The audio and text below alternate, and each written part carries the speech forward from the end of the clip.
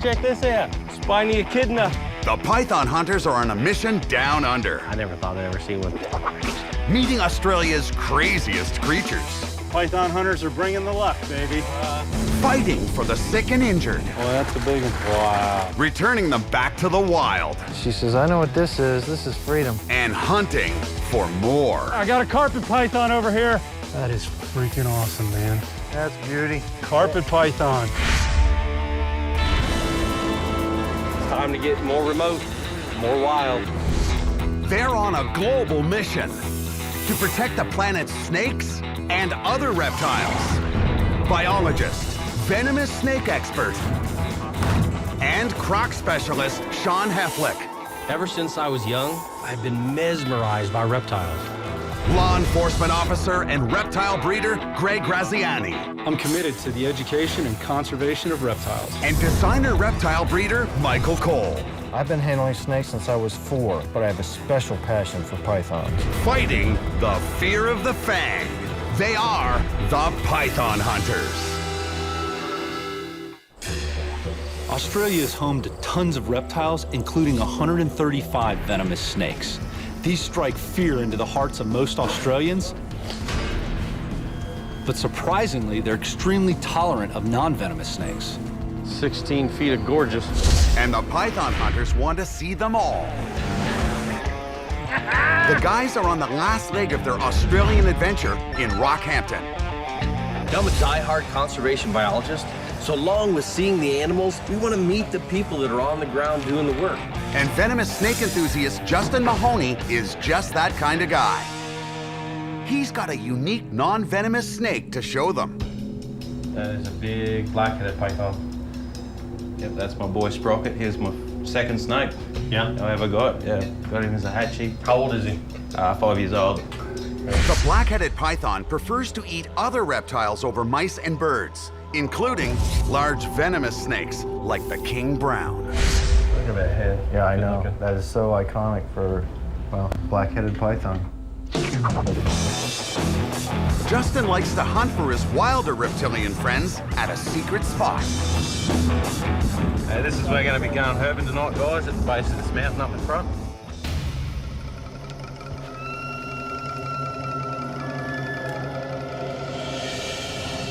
Jeez, man. I come through here, I heard stuff popping around. I thought maybe we had some snakes, but there are cane toads everywhere. Look at this toad. They're all emerging. And this 10-foot radius right here, there's got to be 25 of them. Cane toads are devastating everywhere they exist in the wild, except for where they belong. The cane toad's actually native to Central and South America. It releases neurotoxic venom through pinhole openings in its skin. I wish all these were snakes. I mean, it's just toad after toad after toad. Way too many cane toads. When eaten by a predator, it kills almost immediately. The reptiles all around Australia are being wiped out by these freaking cane toads, and I hate it. It's not even the toad's fault. It's the government's fault for bringing them here in the first place. Australian authorities brought the invasive cane toads here in the 30s to help stop the destruction of crops by the cane beetle. Since then, the cane toad population has exploded to an estimated 200 million. What a nightmare. I'll be surprised with all the cane toads we're seeing here if you find anything other than pythons. There's one right there. He's headed over by another one right in front down here. So Justin, he's a little squeamish around these toads. Yeah, man, I hate toads. Can't touch them. And we're gonna have some fun with that. God, I got cane toads everywhere. Yeah. Sean, you got your grabbers? Yeah. Justin, hold this flashlight for a second while I fix my hand.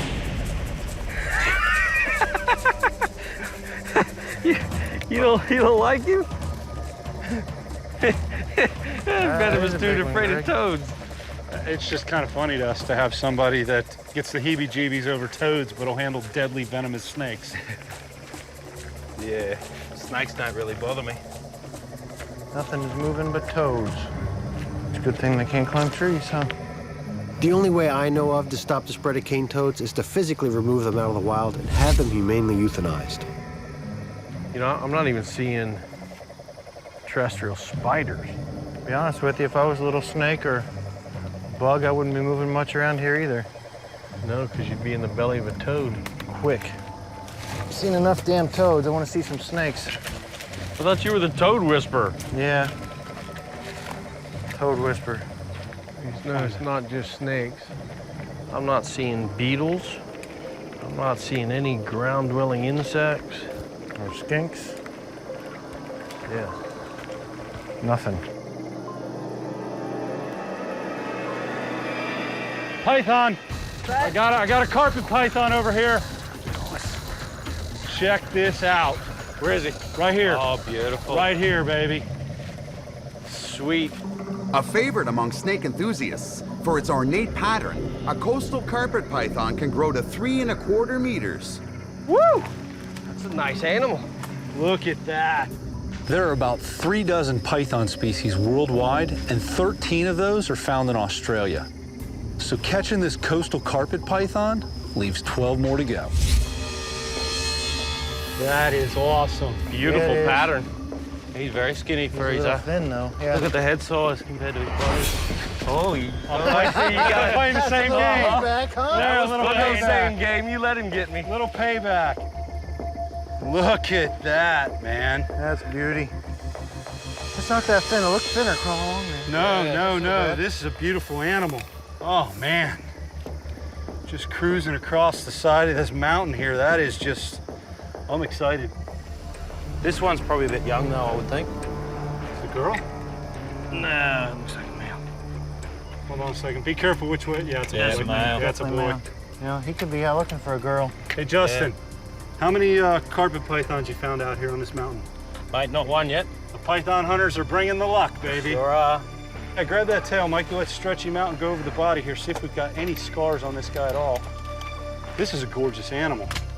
These guys aren't known for their male aggression quite as much as the amethystines are. They'll fight a little bit, but nothing like those big amethystines. The males will just tear each other apart when it's mating season. This is the first python since we've been in Australia that we found outside of suburbia. So to actually come out here into the bush up on the side of this mountain and see this guy slithering along the side of the mountain, this is an incredible feeling. Greg, you know what your stretch is? If you can stretch him out, get a length. I can tell you. It's 6.5 feet. Pretty close, yeah. That is freaking awesome, man. Carpet python. You know, our trip to Australia is almost over, but with great catches like this carpet python, I just don't want it to end. Good catch, bro. Yeah, man. Serious. I can't speak for Sean, but I know I'm jealous of Greg on this one. Man, that is awesome. Go on. Nope. Snake? Yep. You got What you got? What you got? keelback. Nice snag. That is Oh, a yeah. pretty snake. The keelback snake is Australia's only natural predator that can tolerate the toxins in the highly invasive cane toad. They are also active nocturnal hunters and give out a strong scent when disturbed. Man, he stinks. Nice. Oh, man. It ain't a first, but now it's game on, brother. We were being nice with those toads, but that's for tide tapping me. All right. Toad tapping. Male, female, what you got? I'm thinking male. Let's turn that baby over and take a gander. Yeah, it's a nice male. Yeah. Nice male. It's a good looking one too. Nice pattern. Not a scar on it. What a quaint smile he's got on his face. The best way to pick these guys is they look like they're smiling, so they're a friendly snake, whereas you get the rough scale, which is a venomous snake, they're not smiling, and they have pretty nasty venom, and yeah, people mistake them a fair bit for keelbacks and pick them up. Another great day in Australia. See you, buddy. So they're here, they're just not moving.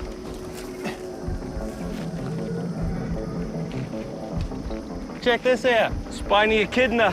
A spiny echidna? Yeah, right along the rocky trail. This unique creature is one of the few animals cane toads haven't driven away from here. They're just bizarre. Yeah. Dude, it looks just like a porcupine. But it's not. It's a monotreme, which means it's a mammal that lays eggs. Like a platypus. Yep. Totally separate lineage from our porcupines. What do they mainly eat? You see that elongated snout? Yeah. They're insectivorous, so ants, termites. They have one claw that's really, really elongated. They'll just dig down and just kind of settle into the earth. Since I was a little boy, I've been fascinated by these little guys doing reports when I was a little kid in science class and stuff. And I never thought I'd ever see one. Australia is crawling with weird but cool creatures. And other than the platypus, this guy tops them all. Awesome freaking night, man. Greg, are you still talking about that catch? Yeah, it was a Hell good yeah, I'm score, still guys. talking about it. I mean, that was awesome. Are you kidding me? Good No, night. I would be too. A coastal carpet in Australia cruising on the side of a mountain? Python on luck, eh, guys? Yeah. Awesome. Most reptiles roam wild and free, but Karen's snake catcher, David Walton, invites the python hunters to witness a different story. Australians share the continent with millions of snakes, lizards, and crocs. And many of them actually open their homes to care for the injured ones, which is something that I do back home in Florida. Love the necklace. I know, isn't it wonderful? That is. I haven't been able to find another one, but I am thinking of getting one made. Come on around. Danielle is a remarkable woman. She's got no special training with reptiles, but she cares enough to bring these animals that need help into her home. I wish there were more people that did that. Danielle's latest patient is a lace monitor lizard. Hey, buddy. Where'd she come from? She came from the northern beaches here of Cairns, where somebody called me and found it in their backyard where it was showing signs of paralysis. Is there any chance that it's cane toad? We think maybe toads. It could be some sort of rat bait. We've been able to just, pump them with fluids and give them a quiet place to curl up, and we've pretty much had a 100% success rate. Danielle's other patients just happen to be a pair of Australia's largest species, the amethystine or scrub python. But one's only got half a face. Oh, wow. Look at that. Wow. This amethystine python was accidentally run over by a mower in a field. The head wound was twice the size of that when I first picked her up, and as it's healed, it started to shrink down. It sort of started right from the center of its head and sort of went on a 45-degree across. You know, it amazes me that a farmer would call for help after running over a python with his mower. Here in Australia, people have a much greater respect for their own wildlife. I think she understands she's getting help. Oh, I'm certain she does. The ones that come in with the worst injuries are the ones that seem to be the nicest to handle. It's missing the end of its tail by memory too, isn't it? From Yes. the backside down? Yeah. It is. Obviously it's got great weight. I mean, it'll feed itself? No, she won't hunt it down and feed it, Okay. or eat it. I will assist feed her. So I just hold her, place it in the mouth, and then help her get it down, because her jaw is obviously still quite sore. Yeah. To swallow large prey, snakes must open their jaws wide. With Danielle's snake so damaged, it needs all the help it can get. When you walk in from that side of the room, you can't even tell she's injured, If you can't see her tip of the tail and you can't see this side of her face, she looks perfect. She is. She's beautiful. You're looking at her and looking how much she's healed already. I believe she'll start eating on her own, and someday you might be able to let her loose. I really hope that's the case. So she's the tolerant one. Where's Mr. Grumpy at? All right, well, now this one here had a wound in its side, which goes quite deep, and I have been treating it. Well, she's in here. She got a bathroom of her own. Oh, yes. But this next patient isn't as cooperative. If you're ready, I'll open it up and you can have a look at it. Yep. This is a fairly good-sized animal. Yeah, she is. Yeah, it is. The wound on the python's side has made it aggressive. She's gonna come out of there, I'm gonna say probably 10 or 12 feet. Don't do that, sweetie. She going up? Yeah, I'm gonna have to get her by her head, unfortunately. And here's the bite. You got her head? Not yet. Her head? Yeah, but I can hand it off to myself. All right. Oh, she's not trying to bite now.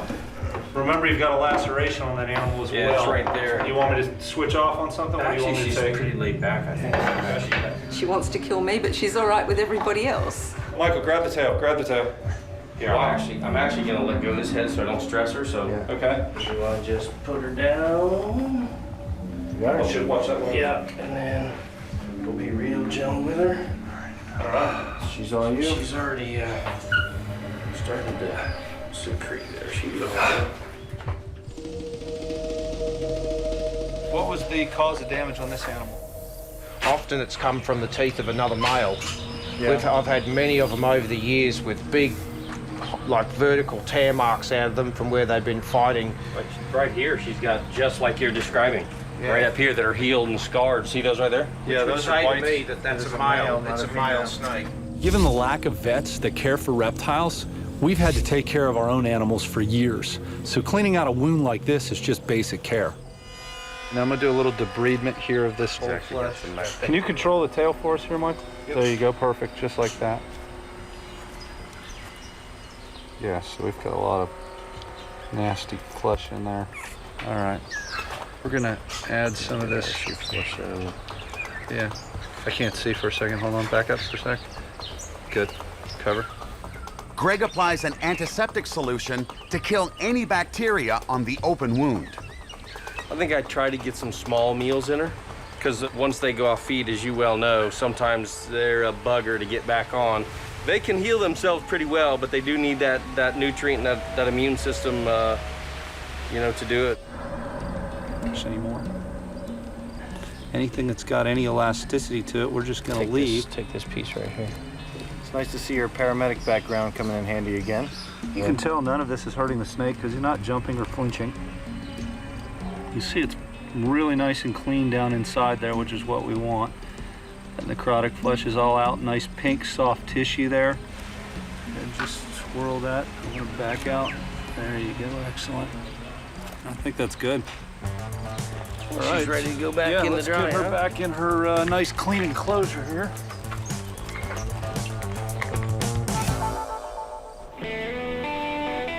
David's still got one more injured python to treat. So what actually happened to this animal? This snake, unfortunately, was run over by a slasher. So slasher here is like a large commercial mower. Yes, she was curling up to die, and the owner of the property started to make some calls just to see if there was any hope for it. And slowly but surely, it's come good, and it's time for her to go back into the wild. So where is it that we're going to take her? We're actually taking her back to the mangrove sort of swamplands where she originally came from. The property owner is good with that. They told me that this snake had been a resident in the area for many, many years, and they like to have them around because they have lots of swamp rats and animals like that need to sort of be kept at bay. Another educated landowner. That's definitely nice. So this So is you're your the vet, huh? This is your handiwork. It is. Look at this. Good job. Did you name this girl yet? Well, she was Mr. Python, but we now know she's a Mrs. Python, so that's what it is. Ms. Lisa. Miss Lisa. Okay, works for me.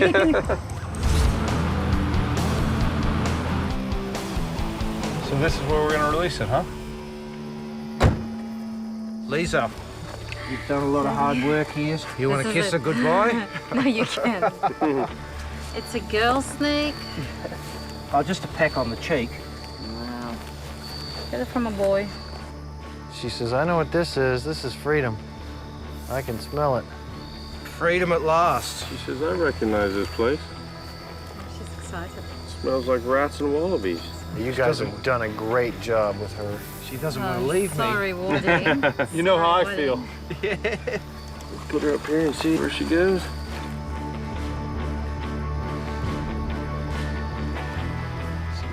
She hasn't forgotten how to climb, huh? She found a crevice right away and she's heading in there. That's your reward, guys. How's that feel? Yeah, it's fantastic.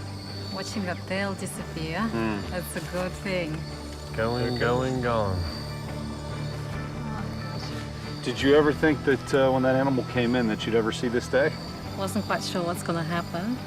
As y'all might say, you know, good on you, mates. No worries. No worries. These snakes have stimulated the guy's appetite for Australia's wildest creatures. Nothing quite spells Australia like a koala.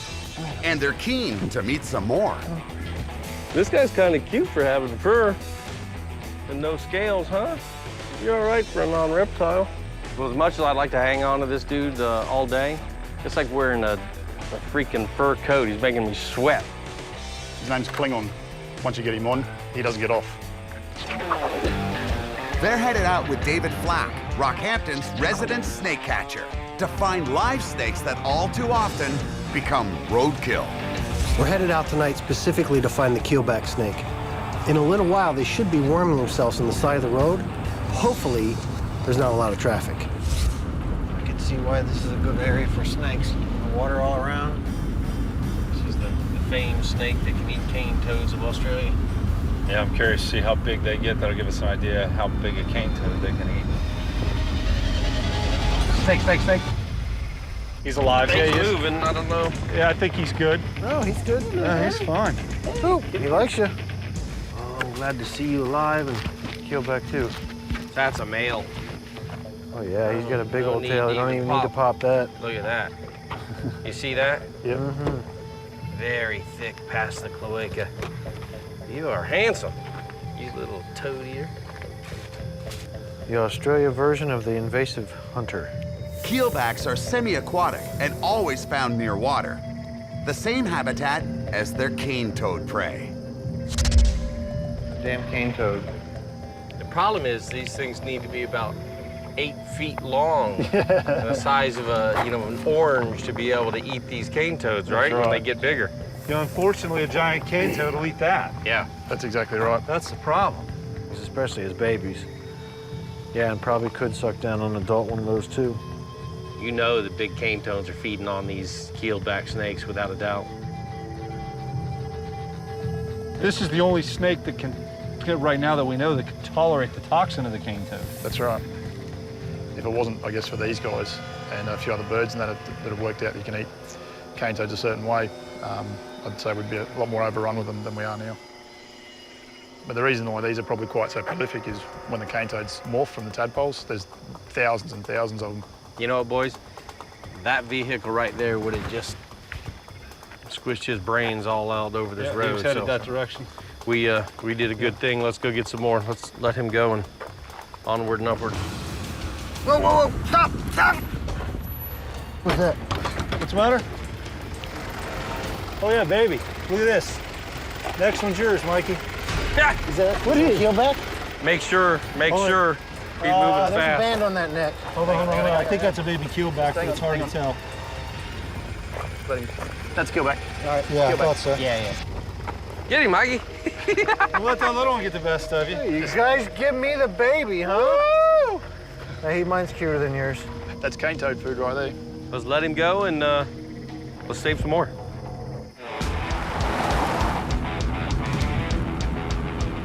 Snake, snake, snake, snake, snake, snake, snake. What is it? Oh, it's Ah, it's a dead keelback. Oh man, that truck that just went by us just whacked this thing, man. That's unfortunate. It is. The blood on the face. Remind me a lot of our garter snakes back home, which will eat the crap out of cane toads as well.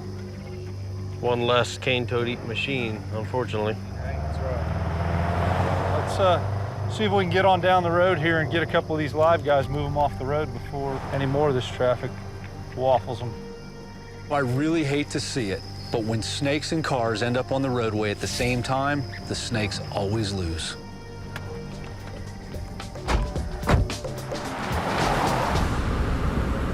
Right there. Don't move, he's alive.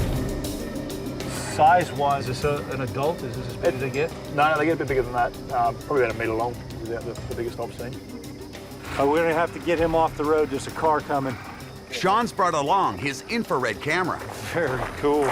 It detects differences in the amount of heat. Dark purple represents the coolest and yellow the hottest. Wow. Such a mellow snake, too. That animal is already cooled way down. You're glowing compared to him. He's so Right. dark, it's insane. Well, he is very cool feeling, but at the same time, he's out hunting.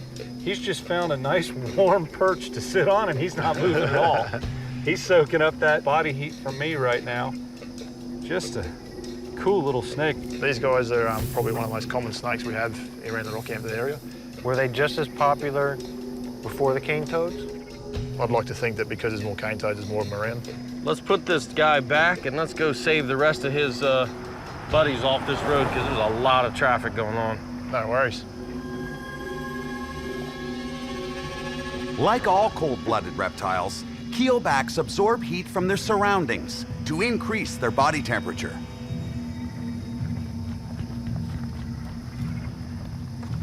Well, that's impressive. He's actually picking up heat off the ground. Look at this color change, Michael. Yeah, I see it. You see that? I'm seeing it. Holy cow, look at that. Now look how much hotter he is than that really cool grass instead of the hot gravel. His color has changed drastically. Unreal. Look at that. That was cool. Very cool, guys. Let's go move some more of these bad boys. But a big thunderstorm shuts down the hunt for the night. David did a good job at delivering the keelback snake. Sometimes it's just the luck of the draw when you're looking for reptiles. Today, the hunters are switching up land for water. A lot of what I know about Australian reptiles, I learned from a guy who brought his passion right into my living room. And that guy was Steve Irwin. Steve fought for the rights of animals in Australia right up until the day he died. And he learned everything from his father, Bob. We're here at the invitation of Bob Irwin to go check out a reptile that's not venomous, dangerous, or aggressive at all. We're talking about the beautiful sea turtle, and it's in dire need of our help. Bob's here with his assistant, Colin. Just so happy to be here with the angry one, the pretty one, and the smart one. I got upgraded. The smart one. It's the difference between the Aussie language and the English language. He didn't mean smart one, he meant smart ass. He's probably both. You got it? Yeah, a little bit of both. Bob's initiatives are often followed by the local media. And the python hunters are all for lending their support. What was it that brought you to this part of the world? What concern about the turtles brought you here? A local peoples that are trying to do the right thing. They're trying to protect their local populations of sea turtles, and they're trying to protect their nesting beaches and their environment and the habitats, and that's exactly what we do in the United States. That's exactly what our program is about. Education, conservation, and wildlife.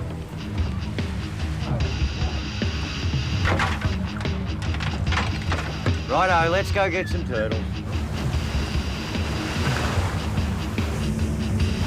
Their guide, Alan Epong, is a member of the Aboriginal Mandabara clan of northeastern Australia, who are trying to preserve the sea turtle.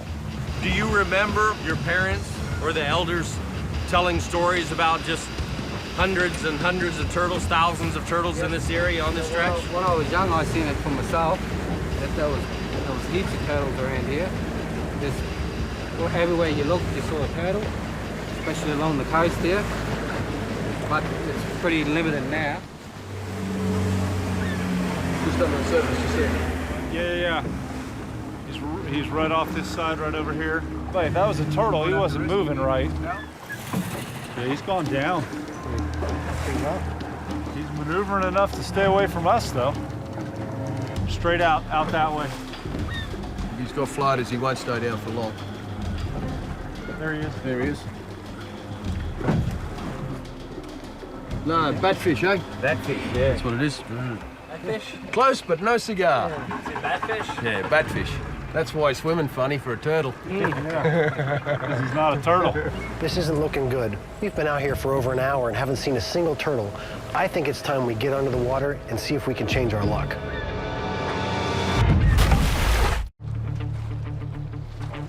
Beautiful.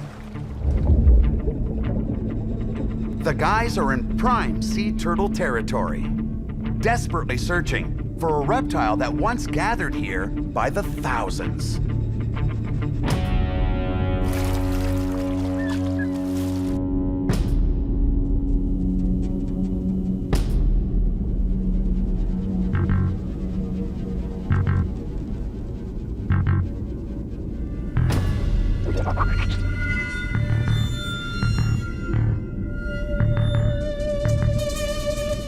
It was great to be snorkeling in Australia, but Bob's right. The turtles just aren't here anymore.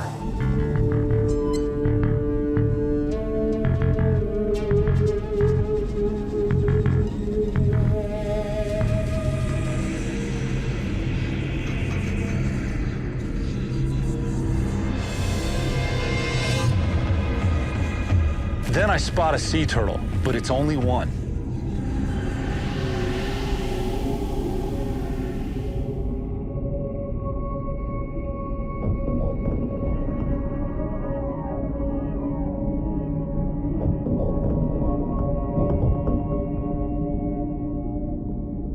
You know, it's magnificent and all, but where are all the turtles? We should be seeing quite reasonable numbers of turtles moving around at the moment, and there isn't any. And this is nesting season. That's right. These waters just offshore should be chock full of adult turtles looking to nest. You know, it's a little bit of nature, quite a bit of man, you know, having some dire consequences on this population. Yeah, no doubt. How's about we get this show on the road, Captain?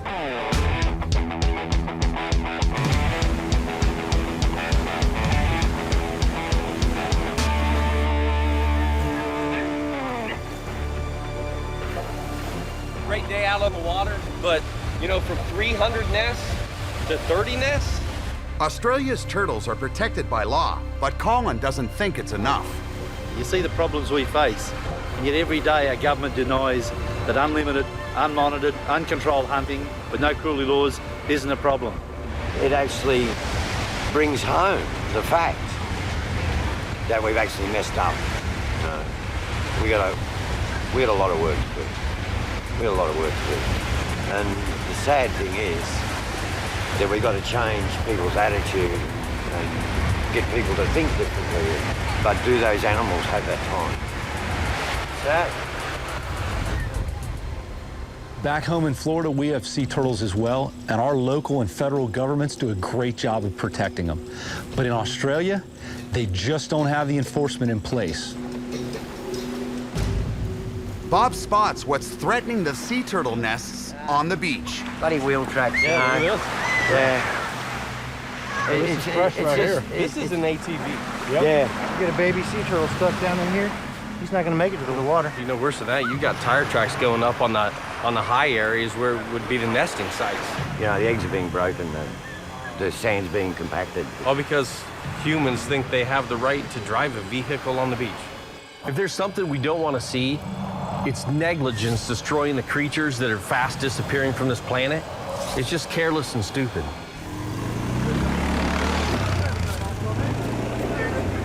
Why do you drive over beaches? You know shut up! There's a sign down there saying no beach access. You even saw it. You drove up there and looked at it. I filmed you looking at the sign.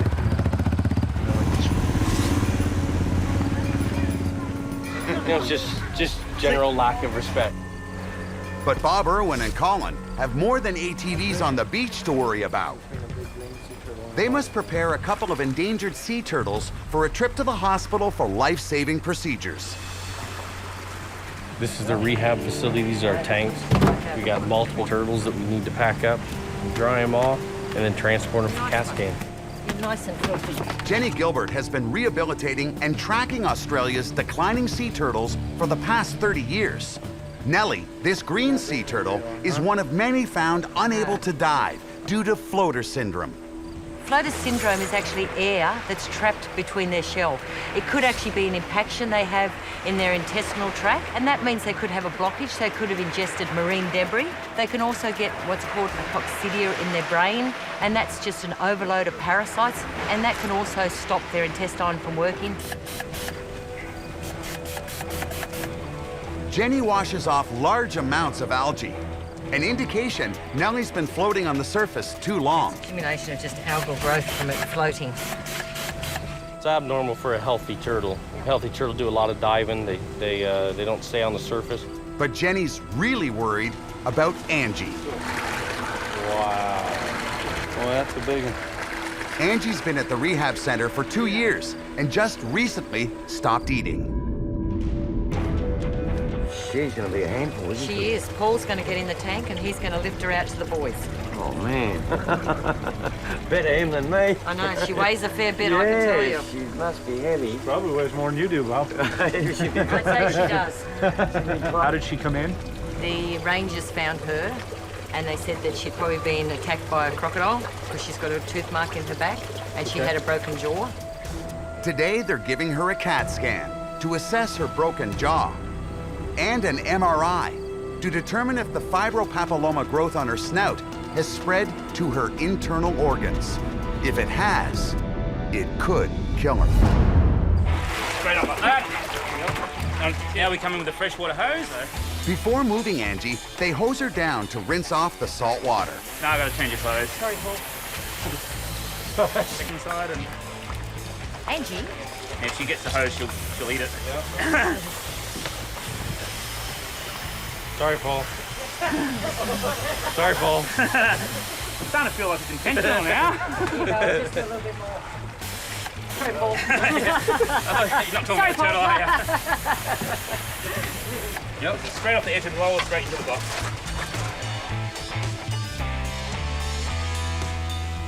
Yeah, we'll move her out first. We'll get a towel on her first. Good girl. We got to take her out of here and wrap her up. And the reason for that is the restraint, so she's perfectly still in the MRI. Don't bite the head that's taping you. I don't know, I think the yellow tape's not bad at all. Quite the sporty look.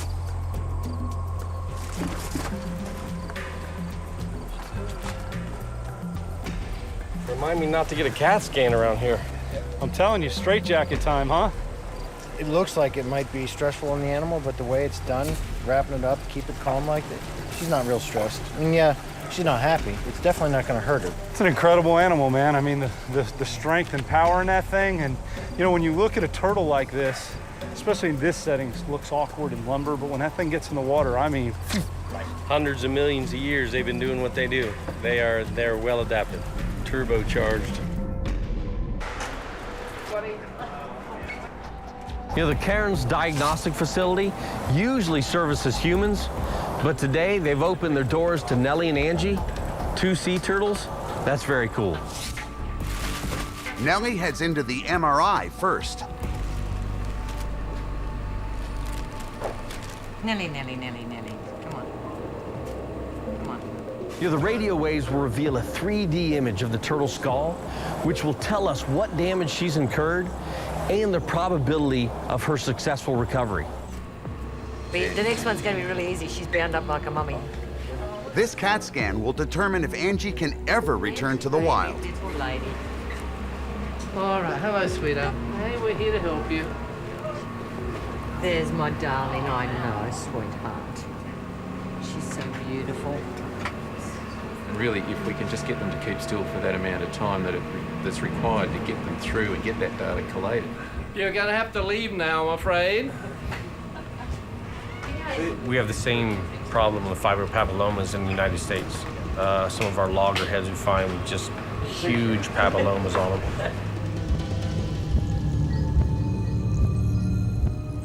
Yeah, I just seem to have a nice leg up. Yeah, there's your fracture there on the left-hand side of the jaw. Just right in here. Now you can really see that fracture on the jaw, but it's rounded, which means it's healing. You know, you got bone growth there. It's not a new fracture. This is all scarring. This is bronchiectasis. You know, that's with chronic infection. They've been working with this animal for 2 years, and the scary part about what's going on is that all of a sudden it stopped feeding. That's a bad sign. She probably had bad pneumonia. Yeah, and then there's all And this. she's got scarring from the pneumonia. Scarring. So yeah, it must be all that. So I'd say she had pneumonia. And we know with reptiles, by the time you start getting the sign, it's usually, you know, well into whatever the situation is. She's got a bit of free air. But, free air, yeah. But not as much as Nellie. Nellie's actually had a lot more free air. Yeah, she got pneumothorax. You know, if they can get this animal feeding again, those other injuries more than likely can be healed. Okay, last hurrah. Let's see how we go this time. She could have tuberculosis because her lungs really aren't good. It's a spectacular animal. I just don't think she's gonna make it. You look at her eyes, she's lost that spark. It's sad. So sad. We should have a cat. But Jenny will make sure this olive Ridley turtle gets the very best of care. You're just here for the attention, aren't you, darling? Yes, you are. They've got this high-end expert in CT scans, and they're sending them off, and they'll know something they didn't know before. And doing that for this animal they might find something that can help, you know, hundreds more down the road. You never know. Mission accomplished. For another pair of turtles at the rehab facility, it's a happier story. You know, the great thing about hanging around somebody like Bob Irwin is that you get to be there when things go well for the animals. Like today, we're releasing 2 recovered sea turtles back into the wild. We've just been down the rehab centre and just picked up the turtles, and they're in the back of Paul's ute, so he's bringing them down. Okay, good. Oh, here they come now. There you go. You have to kind of walk it partly. Yep. You guys got that? Yep. Why is everybody up?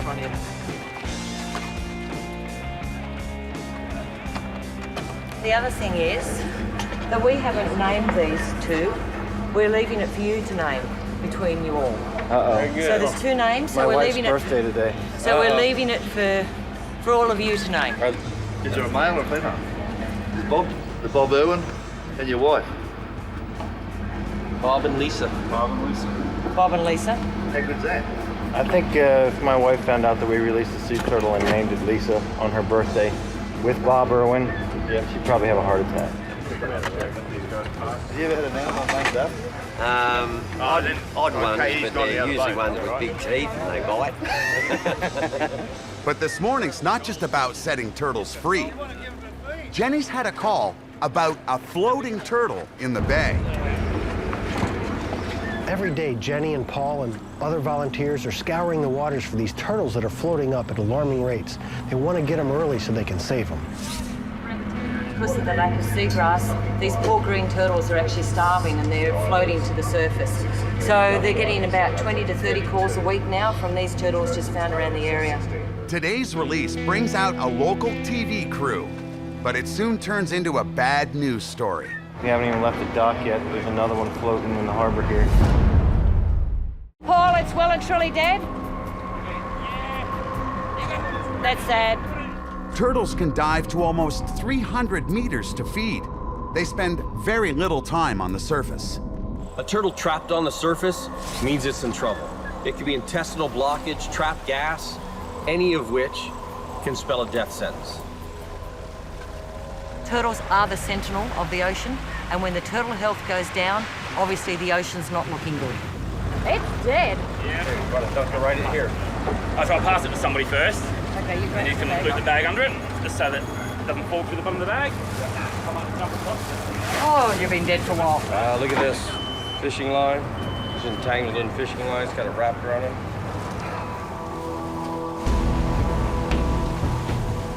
But spirits rise as they make their way out to release the healed patients. If they can make it with this little head start, they could live another 50+ years and produce thousands of offspring.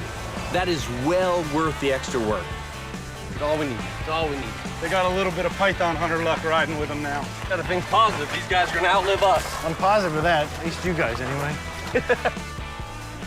They take the turtles an hour away to a secluded spot for their best chance at survival. Yeah, pretty good there. Now, you want to get the tag information on Bob there? Yeah. All right. Tag number QA17778R3. Each turtle is numbered and tagged to track its vitals and measure the population growth. All right, we got Bob and Lisa ready to go.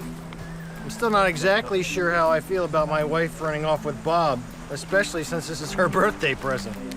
Don't worry about it. They've been living together for at least a month together now, so. If you all come down the beach, what we'll actually do is the people who are releasing the turtles will be actually just right on the edge of the water, and we'll form a V either side of them.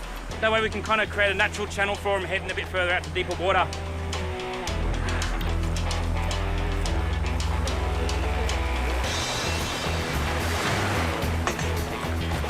Let's let Lisa go first, and Bob will be the final finale.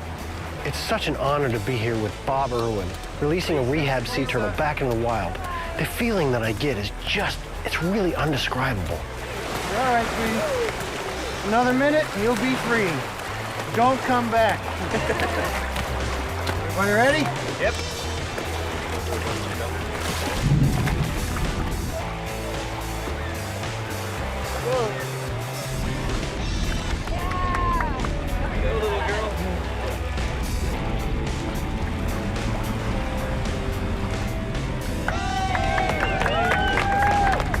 I got goosebumps. That's good stuff. That's good stuff.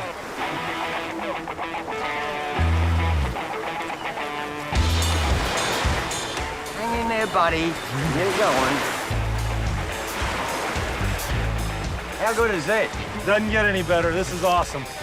I look around on a day like today, and I think, wow, this is what I do for a living? Doesn't get much better than that. Look, Bob's got some kick in him. Still got a little spunk, huh? Still a young buck there. How good was that? Yeah, How good was that? unreal. Nothing better than seeing something go back in the wild. Nothing better.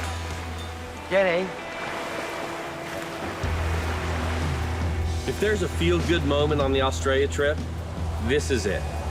To see people working so hard to save Australian wildlife and to be able to participate in their success, this is what it's all about. It's a great job. How does that feel? Fantastic. Yeah. All the hard work has been well worth it. To see them released today is just a great thing. Great job. The work you guys do is thank you. top-notch. Top-notch. Woo! I hope you get to experience that somewhere else someday, because that was one of the most just great in nature feelings you ever get. Bob was a pistol. Yeah. Little Bob just boom. I was gonna say, Lisa hung around for just a second. She did like me at one point. Now she's in love with Bob. I gotta say something, Michael. I was watching in there for a second. Lisa's namesake did a little forward tilt, like kiss it, and then she took off. And I thought, that's Lisa. that turtle's got a little bit of Lisa's soul. I didn't know you knew my wife that well. You wiped your blood all over your chin. Is that blood or sea turtle poop? I think it's sea turtle poop. Oh, look, she did give you a go. Lisa did give you a go. She loves me.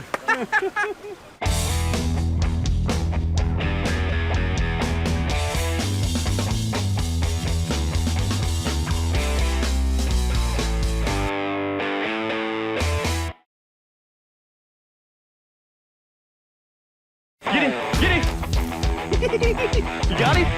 The python hunters are on an island in the South Pacific. What's up? Wrestling with a massive snake invasion. Woo, and on the face. Look at him jump. But it's not just snakes taking over. Right there, guys, right there. That's a big animal there. They'll need all their skills to stop this plague. I'm looking for these big 8-foot things that are, gonna eat some goats. It's time to get more remote, more wild. They're on a global mission to protect the planet's snakes and other reptiles. Biologist, venomous snake expert, and croc specialist Sean Heflick. Ever since I was young, I've been mesmerized by reptiles. Law enforcement officer and reptile breeder Greg Graziani. I'm committed to the education and conservation of reptiles. And designer reptile breeder Michael Cole. I've been handling snakes since I was 4, but I have a special passion for pythons. Fighting the fear of the fang. They are the Python Hunters.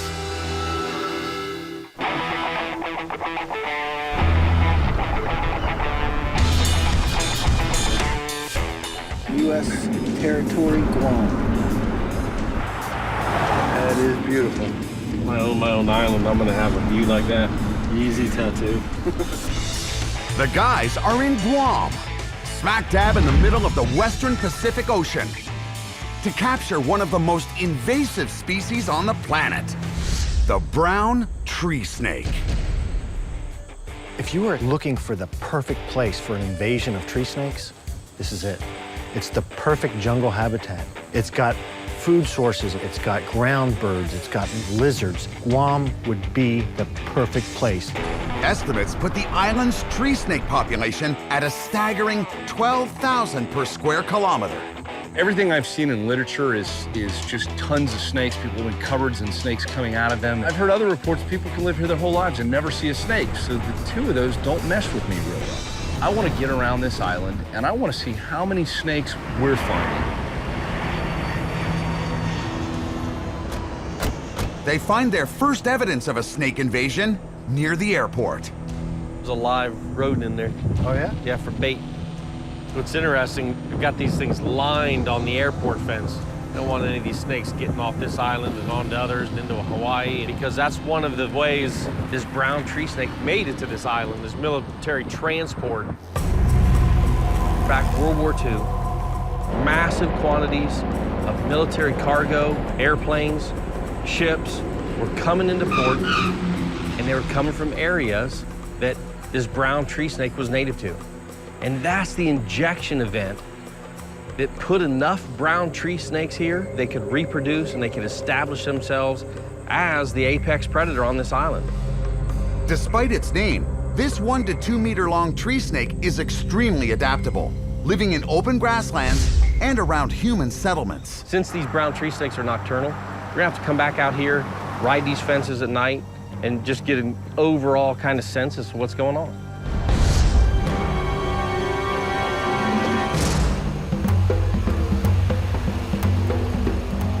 Is there light?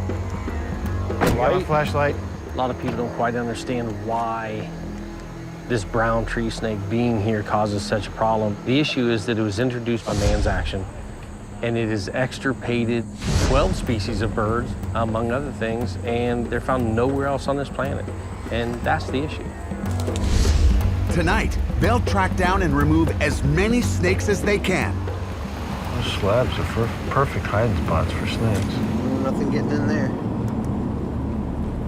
We covered an awful lot of ground. I thought we'd find more here. The way they talk, this place is just crawling with snakes. And we were told, pretty much pick a fence and you'll find them. But their persistence always pays off. Snake right over there. Yeah, it's a nice one. Hey, buddy. Look at him navigate that fence.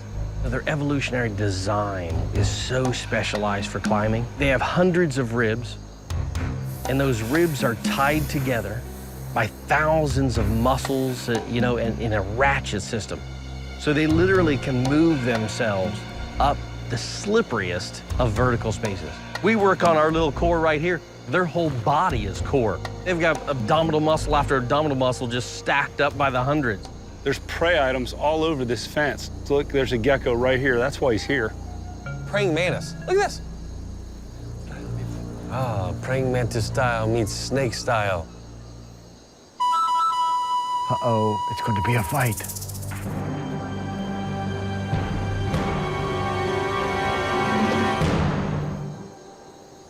Nope.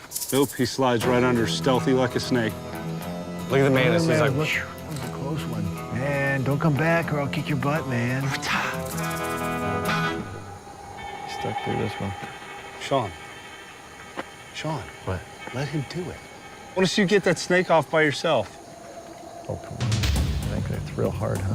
Yeah, be careful. He'll break his neck. Just put your finger up there. Put your finger right up under that loop right there. Yeah. I don't want to get Just bit. like to just Here, you go right ahead. Here, it's all yours.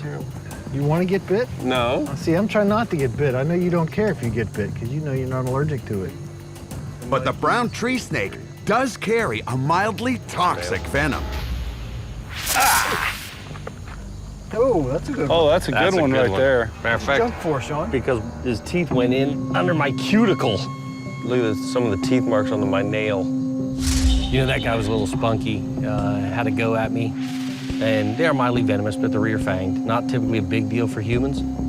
Maybe a little swelling, a little bit of pain. You know, if you're allergic to the enzymes, it can still put a hurting on you. I don't know if I'm allergic to the enzymes in this bite or not, so I don't want to find out. All right, let's bag this thing, go get another one. I don't want your blood all over the bag either. I thought you were getting it. It's my bag. Let's get some more.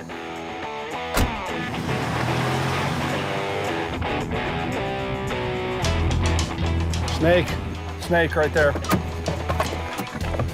Woo! This is a big one, guys. Check this one out. That's a 5-footer. Hook back. Now he's happy. These things are good in those fences. With plenty to eat and few predators, Guam's tree snakes can grow as long as 3 meters. I imagine he's probably holding a little more venom than those little guys that bit you. You want to stick your hand in there for this guy? I ain't afraid of him. Don't. That was his tail. It was not. It was damn head.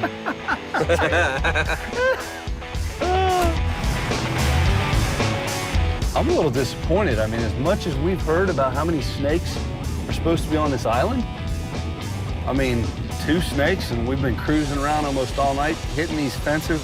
Be interesting to see what we get when we get with some people that are neck deep in this project. Well, like I said, we're just getting started, so we'll have to see. Onward and upward to infinity and beyond.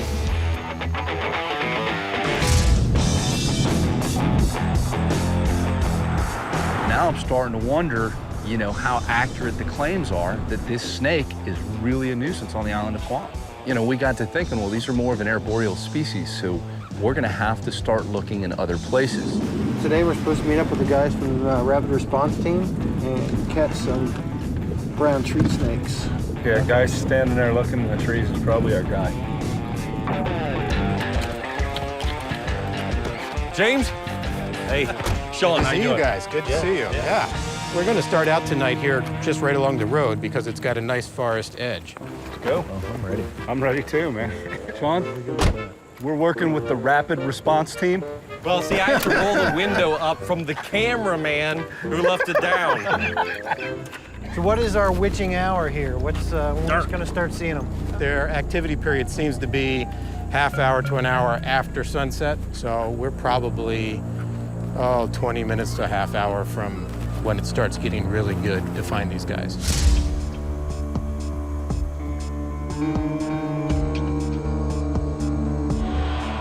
When they're moving around, they catch your eyesight. And these animals just coil up. They just look like a vine or part of the tree. They're almost impossible to see without that movement. When you're in the bush looking up, you've got so much canopy and there's so much vines and it's so thick. Snake boys. Yeah? Yep. And we've got one. Look at him resting right there on that branch. Oh yeah, I see him. And he's up there. All right, monkey man, let's get it. He knows you're coming. He's headed up.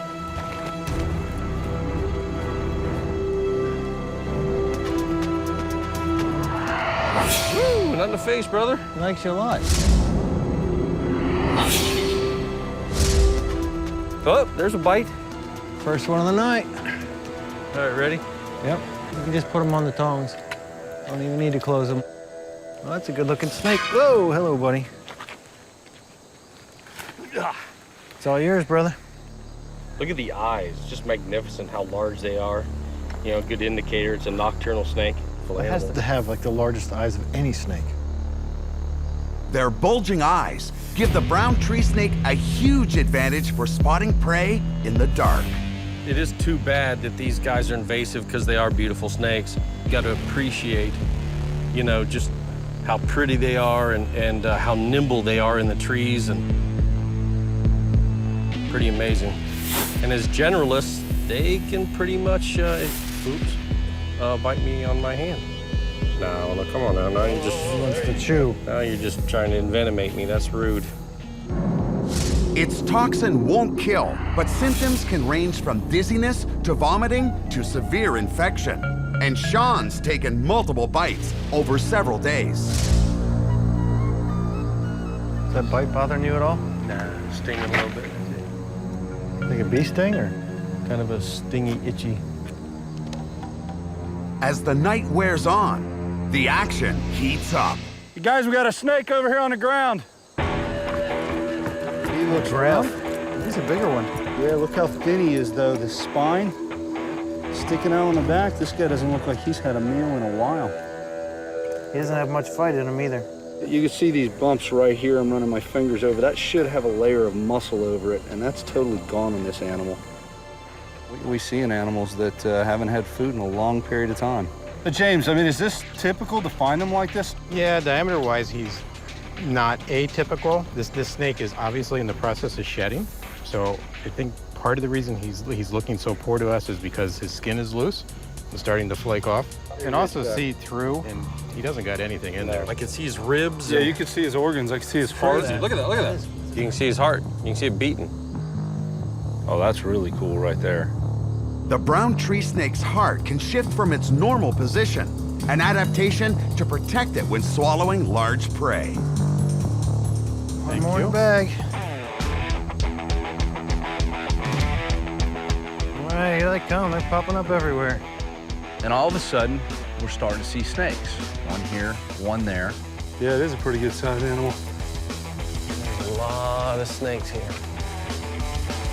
You got him? Yeah. We pull out somewhere between 9 and 10 snakes within a 2-hour period, which is now starting to get along the lines of the numbers that have been fed to us. Snake! Got it? Ready? Another one bites the dust. We haven't even gone into the interior. This has all been edge.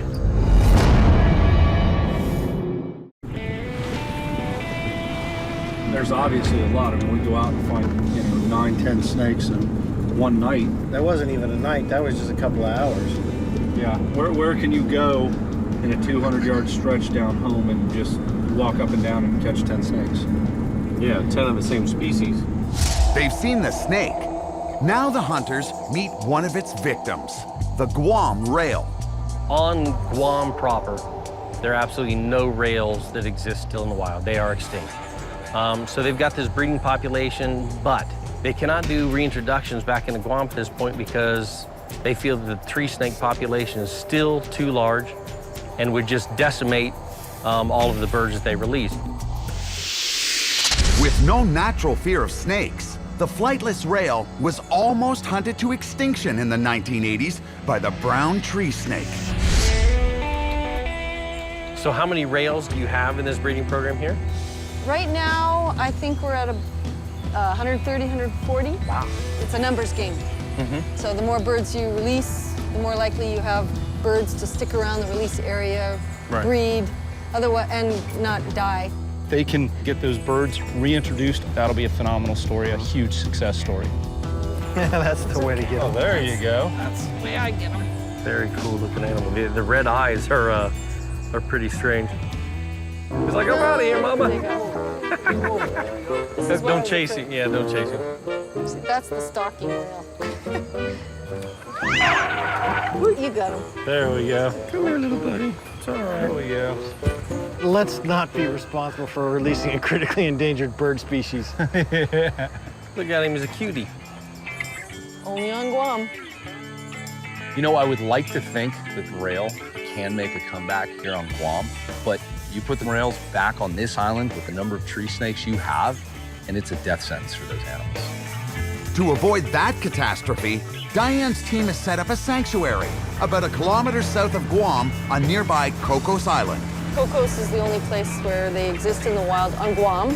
So you take animals that are produced out of here, and that's what you're using to replenish Cocos Island? Okay. But Cocos Island is also home to another predator, the mangrove monitor lizard, and it eats rails. How goes it? Good, how you doing? Good, Sean. Seamus.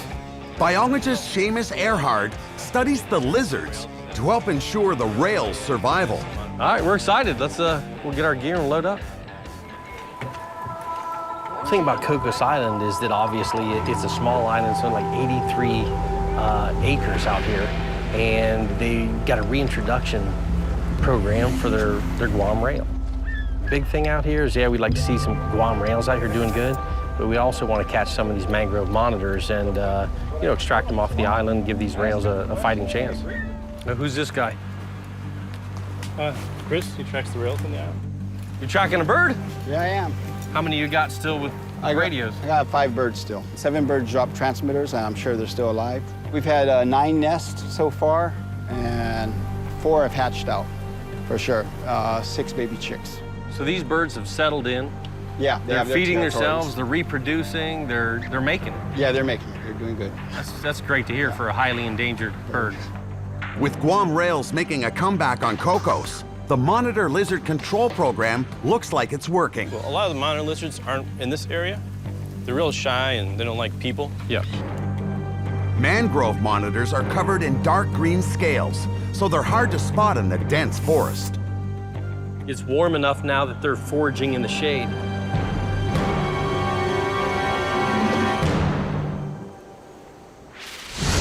There's a monitor right over my back in the brush pile. In this brush pile right here? Yeah. What do you want? Go round the back, round the back, round the back. He's heading that way, Mikey. Wait, he's 7 feet right in front of me on top of the brush. You gotta go deeper, Greg. You gotta go deeper. He's coming your way, Mikey. He's coming your way. He's coming to you. Get him! Get him! You got him? No. He's out. He's gone. Actually, my stick got in the way. I should have just grabbed him by hand. Hey, the good thing is they're moving. Let's see what we can get. You know, catching monitors is extremely difficult. I'll be surprised if we actually get a monitor here this afternoon. I mean, they're very elusive. They're very quick. Their camouflage is incredible. With no luck chasing them down, the hunters decide to check out some live traps. Ooh, look at this baby. Oh, there's 2. No lizards, but it is something native to the island. They're called coconut crabs because supposedly they can climb up a tree, flip a coconut off, go down and open it up. These guys have some of the strongest claws in the crab world. Unreal power behind those things. What's that? What's that? It never gets old. See how old it gets now. Go climb right on the tree, man. Straight up a tree, man. Tree climbing crabs. There's sometimes monitors that are on the tree are hiding from you. If you hang back, when the guys walk past them, they can turn around the other side of the tree and they actually expose themselves to a person that they didn't see. Monitor right there, guys, right there. He's moving, he's moving, he's moving. We want to try and snatch him.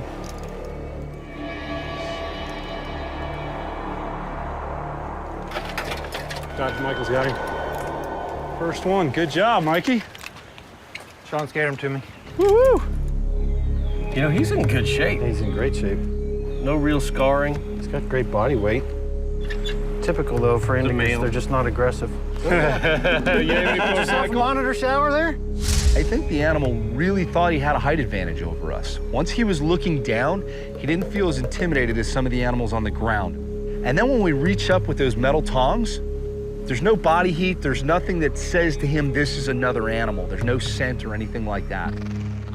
Biggest defense right now is using those razor-sharp claws to look at the way he rakes my hands. In with those claws. He's digging in, trying to pull backwards from this, which has his head. What's your largest mangrove out here? Probably around just under 4 feet. Let's bag this guy and go find some more. Yeah. Burn Yeah, daylight, sure. huh?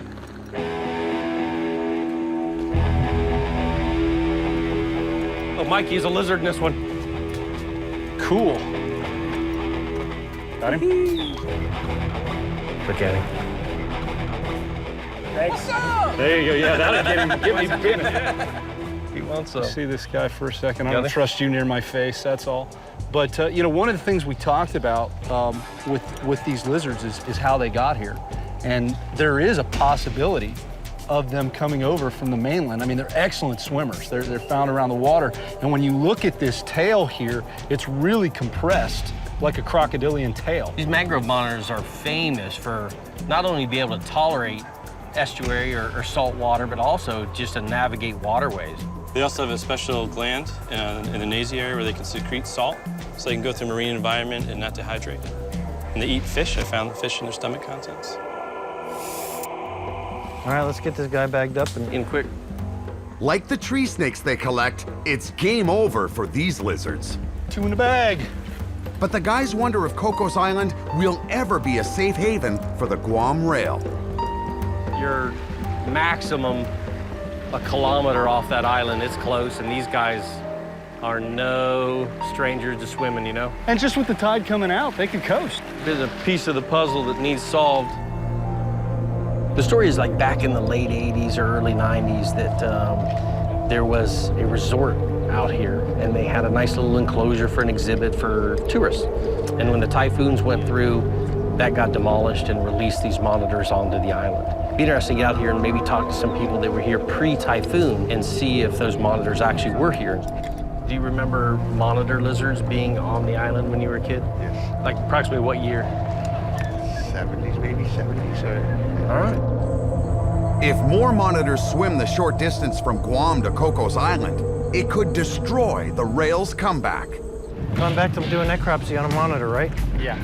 Next, the guys want to know if the captured lizards have been eating rails.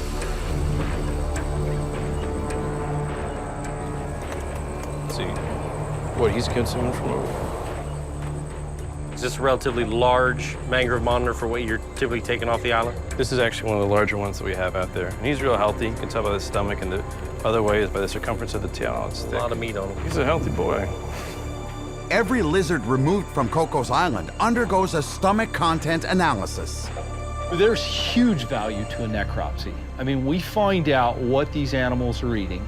And for me, even on the invasive side of stuff back in mainland habitats, the necropsies have proven that these animals are not as devastating as some of the projections that other biologists have.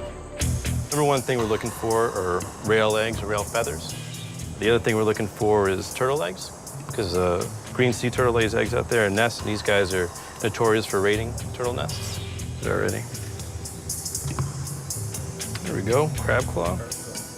What you're seeing is the fact that this monitor is a generalist, and they'll eat about anything they can get in their mouths. And, you know, they'll scavenge for human waste. They'll eat, you know, other reptile eggs, bird eggs, small birds. This is the fun part. This is where the feces is. Heavily digested, so it smells horrible. Oh no, that's right up your alley. You jealous you can't play in that, or are you dying to get in there? Serving up a little poo-poo platter for the flies there. Yeah, that's the stuff Mikey likes right there, that thick gray rotting stuff. I like my monitors a lot. Being a guy that really likes monitor lizards, that kind of bothered me. In the early days of this program, they used to release the monitors that they found on Cocos Island back on the mainland. That's something that I think I can go for. No rails, you know, no other native birds. Yeah, it was good. How many birds' eggs in all the necropsies you've done, or bird parts? One bird egg and 3 birds in all the ones I've done. We've got kind of some fish waste from humans cast aside and a land crab. It's definitely a positive sign, because that's a good-sized animal. It could be eating, you know, rail chicks or eggs. But the fact that we didn't find any is positive. Back to Guam to see whether the rail can ever live on the main island itself. Guam National Wildlife Refuge. The guys catch up with biologist Jennifer Cruz. She's working on a fence that will surround 110 hectares of beach and forest. The barrier will protect some of Guam's remaining endangered animals. So this is the beginning of your exclusion fence. Yeah, this is the part, it actually wraps around to the other side of the building and will extend all the way to the beach. Putting up the fence is only part of the problem. You've got a whole bunch of animals in that circle that got to be removed. You know, we probably won't be able to eradicate all of the snakes, because as you guys have seen, there are millions of snakes on this island, but we can at least maybe control them. The same with the monitor lizards. These brown tree snakes and their uncanny ability to literally project themselves into thin air is why constructing an exclusion barrier or fence is so difficult. Their abilities to scale walls and trees and fences and vertical spaces is amazing. You know, it seems like this is a massive amount of resources dedicated to this project. It's estimated about $1 million fence. It's going to be quite a task. The rail is, you know, they live on the ground. They're susceptible to a lot of things. It looks like a great plan. I need a perimeter fence like this around my house. But the invasive I'm keeping out's humans. Yeah, I love it. Let's check that out. The guys check out another of Guam's snake fences, built by the military to keep tree snakes from either entering or hitching a ride off the island. Basically, they've just got that bow coming out of it, so if the snakes do get enough traction, they'll get up to that little bow, and hopefully it'll flop them back over onto the ground. And as the snake starts to crawl up, if he can actually get any traction on this little gauged fencing here, he's gonna have to go out and around this. And basically, the gravity's gonna pull him with what little traction he's got on that fencing back to the ground. He may try it once or twice, but eventually these animals are just going to avoid the fence. Pretty simple design, but it looks like it might work. Back to the hunt. Another fun-filled night on tree snakes. Let's hope. This time, they're here to do more than count tree snakes. How goes it? Pretty good, thanks. Sean. Good to see you, Bjorn. Biologist Bjorn Lardner studies the snake's movement patterns. We're going to try to put a radio transmitter in a baby snake. So how do you do that? But we're going to use tiny, tiny transmitters that are so small that you can fit them inside a baby snake without the snake having to carry too much of a load.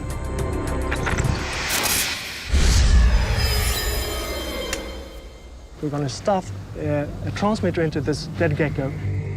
This tiny transmitter weighs only a gram. So here we've got a transmitter gecko ready to be eaten by a snake. So the Trojan gecko. Yeah. All right. Now comes the hard part. We've got to find a snake.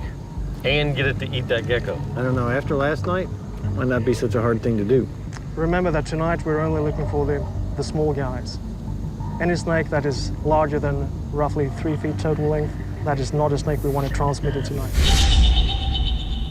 Wind whipping through here with the trees moving makes it even that much harder to see a snake moving in the tree, because what we're looking for is movement as these snakes search around for their prey items.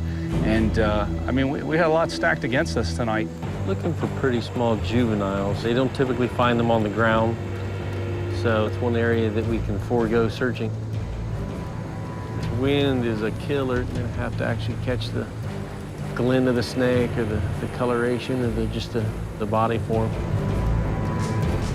It doesn't take long for the python hunter's snake radar to kick in. Guys, we got a snake over here on the ground. It's got to be a big one. It's on the ground. So how long is that? About twice what you need, huh? Too big for my needs. All right, bag him and keep going. If you guys want another one, there's one down here. A little bit too big for our needs, but he's out of range. It's not possible to transmit him while he's down there. We've been able to catch plenty of adults, but we need a juvenile to swallow this tracker so we can follow its movements through the forest. Crap, is it a cyclone? Despite the impending storm, the guy's search moves deeper into the jungle. Thorn bushes, spider webs.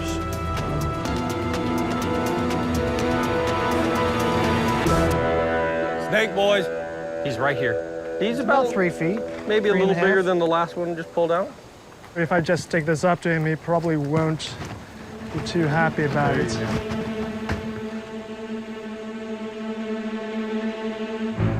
Didn't take. Matter of fact, he ran from it.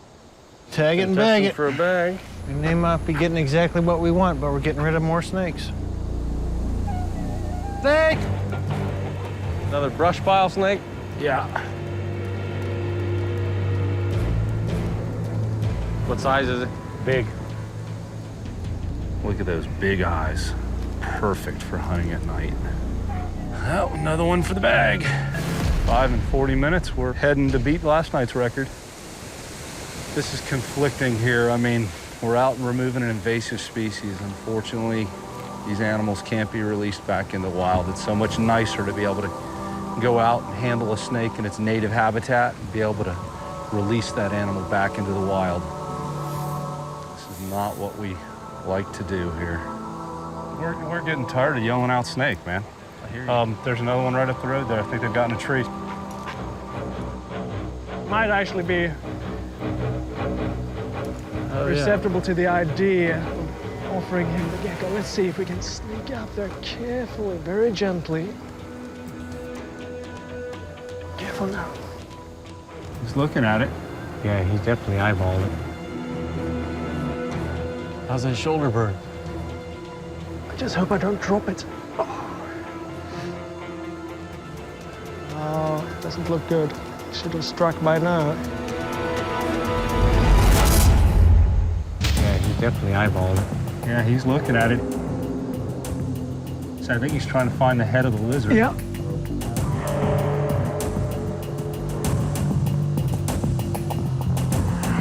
There it is. Yeah, he's got it. Took it. Took it. Nice, Awesome. nice. Look at that.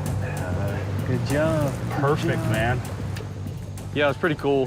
When it took that gecko and you were dead on the front, you could see it alternate those upper jaws left and right, and just take that gecko back, you know, and including the transmitter. So it's good to get some data on this guy, see what's going on with him.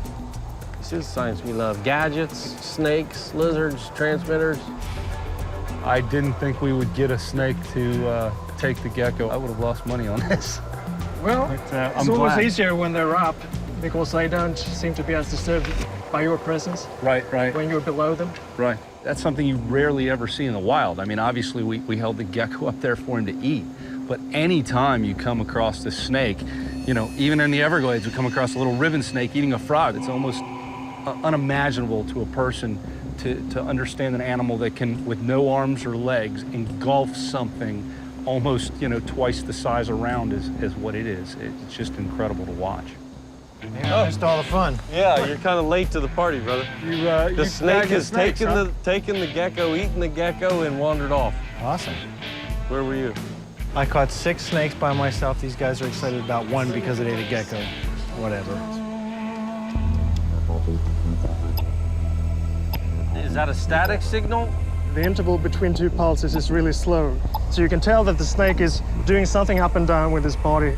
In one night's worth of recordings, you have about 30 or 35,000 sound pulses like this. It's just sitting flat with the same pulse rate. You know the snake is not moving around. We actually fed him right here. Bjorn leaves his radio receiver near the spot where the snake fed on the gecko. Over the next 24 hours, the receiver will track the snake's movements for later analysis. In the morning. Mission accomplished. We finally got a snake to eat our gecko. But there's always time for one more snake catch. Better hope that's not the same one. You're gonna mess up all this data. That's way bigger. That's way bigger. Use your tongs. I think I'm going to quit walking around looking for these guys because if you stay in the same place long enough, another one will just come along. The next day, the guys check out another of Guam's destructive invasive species, the wild hog. Hello, guys. Hey. Welcome to Guam. Feral pigs are a problem in any environment that they get released into. On an island especially, they've got no predators, so they're out there, they're digging up the native plants. Somewhere between 30 and 50% of those plants are being dug up and killed by the pigs digging at the roots. So we're here to look for some hogs? Yeah, we hear you've got a similar problem to what we have back in Florida, a bunch of feral hogs. Right now is a really bad time. I'm gonna show you some samples in my truck. Yeah. These are some of the wild pigs that we've taken out in the past couple months here. You know what the weight was on this? That's about 245. That's a big animal there. Yeah. Structurally, that hog is way bigger than our Florida hogs. Look how long the actual tusk is. I mean, that's anchored in the jaw, and you can see why the tusk is so powerful because it's got a huge, huge root system that anchors into that jaw. A couple of guys got injured with that. They'll go right through your legs and take your thigh meat with you. The most dangerous is the sows that are the white with black spots. They're notorious for running down humans. They're not afraid of the humans. This is last night's digging. Fresh. This wasn't here yesterday. They got like 5 eggs out, eating the feed for the animals. Look at that monster back there, just watching. These are his kids. As it happens, these pigs here, they're so used to landowners feeding the goats, they just start coming around. Nah, it's amazing. They're just integrating themselves. They're gonna take the food right out of these goats' mouths. Pigs eat first, goats wait in line. For every pig you kill, it's at least 20 pigs born. They're just rapidly producing. It's too fast. But Mark wants to get the guys even closer in a wilder environment. You see there's one right there. Cameraman, go. Stick along the edge over there.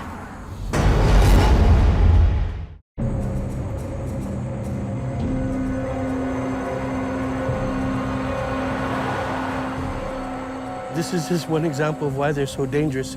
They could cause accidents on the road, and they have. So, you know, they're already using up all the food in the jungle. They have to come out here along the edges and eat. He's headed into the trail now. Yeah, we're gonna go in there now. This is where we're gonna enter. You just gotta be careful. As you saw already, we have some wild pigs in the area, so just use caution when we're entering. Be real quiet as possible. Wallow that we're gonna go look at, been used for many, many, many years. As you'll see the size of it. These are all pig trails coming in and out of the area.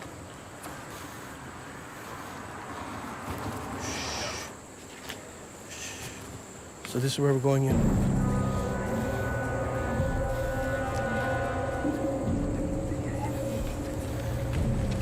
Welcome to the wild.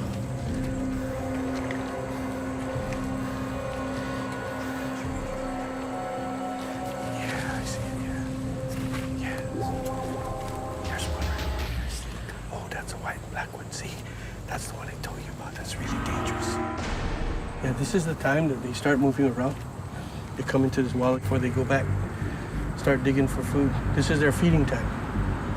So they'll feed all the way till late in the night, early in the morning, and then they'll start bedding down till the next day. It's obviously that this wallow is sustaining a huge population. Yes. Yeah, so in the proximity to the highway, you know, it's a big danger.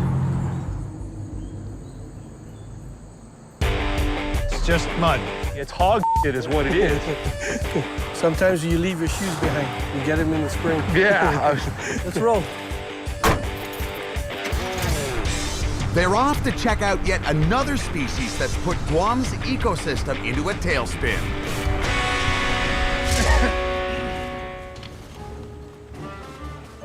I can hear him. Yeah? Where he's at, yeah. They've been up close with some of the island's biggest invasives.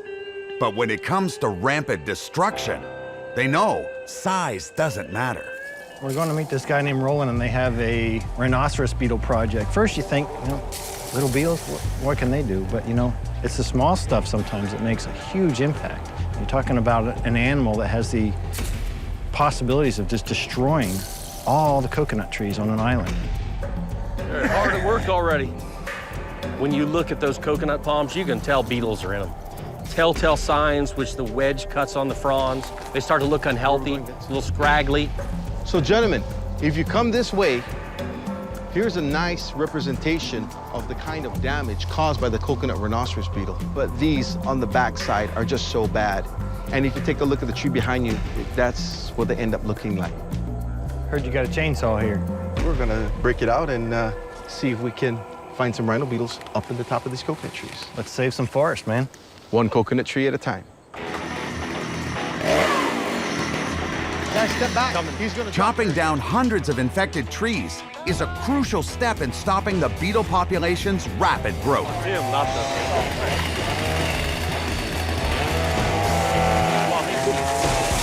Damn, who taught him? Like a pro. That there is a rhino beetle hole. What are the adults coming in to get out of this top of this tree? They go in and they are feeding on the sap, on the tree sap. That's sugar water. Let's clean this up and see if any beetles are home. You know, a lot of people say, well, big deal if coconut palms go extinct on the island, but one, that provides homes or potential homes for other, you know, wildlife.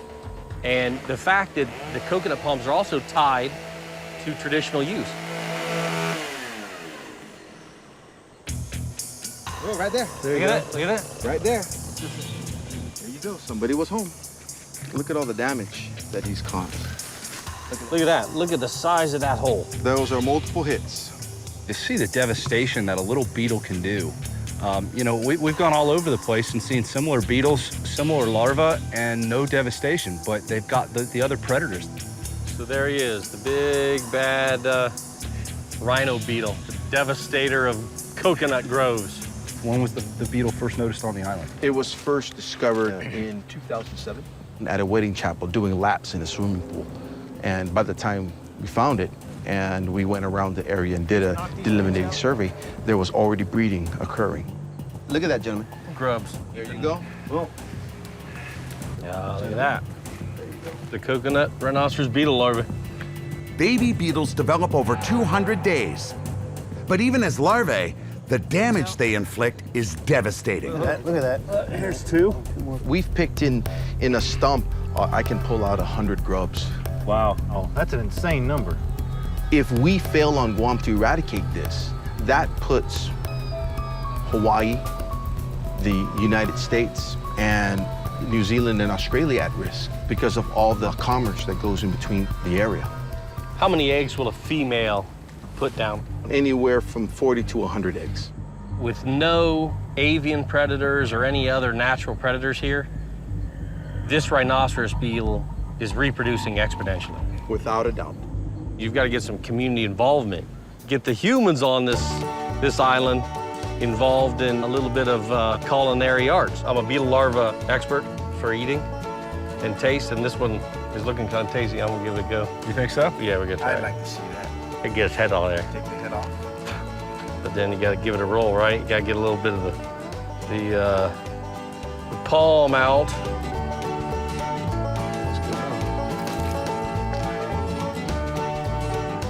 What's the flavor like? Organic. Real palmy, really. Look at the skepticism on that face. I'm gonna put out a rhino beetle larvae cookbook. Make millions. You know what? Do it, and we will be your wholesale supplier. Roland has one more island delicacy to offer. You guys need to eat beetle nut while you're here. I swallowed it. Despite its name, beetle nut has nothing to do with beetles. It's a palm tree seed, and chewing it stimulates the nervous system.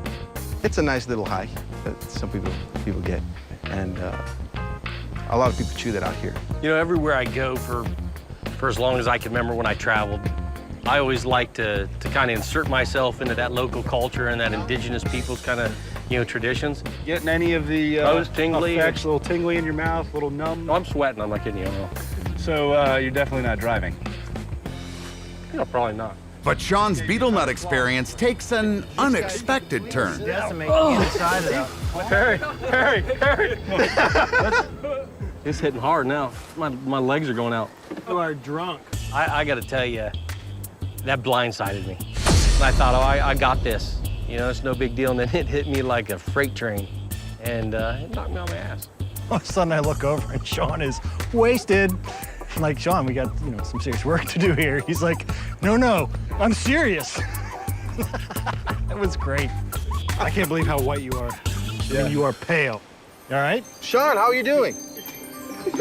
How the six of you doing? How are we doing? I want to see if you can walk a straight line. Yeah, ain't happening, bro. So now we can actually say the beetle nut knocked you on your ass. It did, too. It did. In about 2 minutes, it kicked my ass, and I'm solid now. It's amazing, how everything is intertwined and entangled and is a web. When the brown tree snake comes in, they decimate the bird life on the island. The beetle comes into that vacuum where they've got no predators, and they explode. Nature doesn't like a vacuum, and they'll fill it any way they can. And that's what happened.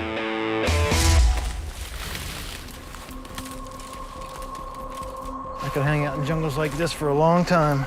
Before they leave the forest, the guys want one last chance to get up close with a brown tree snake. I think we should get a couple of minutes just hunting.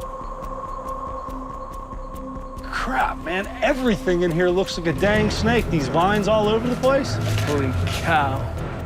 Very difficult to understand how many animals are on this island. Because of such dense foliage and everything that's going on here, the numbers that have been presented to us, sometimes we feel are false. But once we get out there and see how difficult it actually is to find these snakes, I understand how those numbers can be that high and nobody really see these snakes on the island.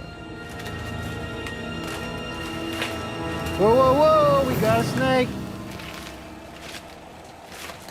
A little one. That's a little guy.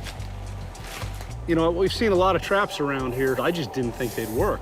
These guys are actually cruising around looking for food versus sitting back as an ambush predator.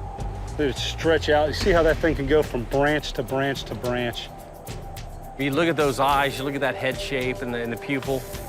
Quintessential nocturnal predator. He's in a rear fang, so a bite from one of these, you know, is typically not that big a deal, especially one this size. And they've got to do a little bit of chewing on you. And wait, you look at that. You look at him arm a little funny. That's a beautiful animal, though. Yeah, it is. Hey, buddy. Nice. Good find. Well, that's brown tree snake on Guam. Good job, man. You checked the trap well. Yeah, well, good job. Catch is a catch. Wait a minute, you really catch it as a catch? There you go. Catch.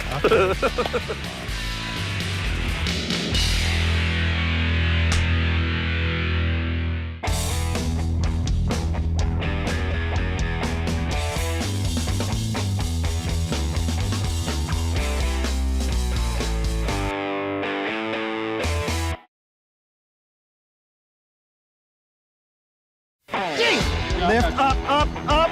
Oh, yeah. The python hunters are in Bangkok, battling dragons downtown. Get it, get it, get it! I got him. Cobras in cabinets. While you're doing this, you got to tell us what the f*** is going on.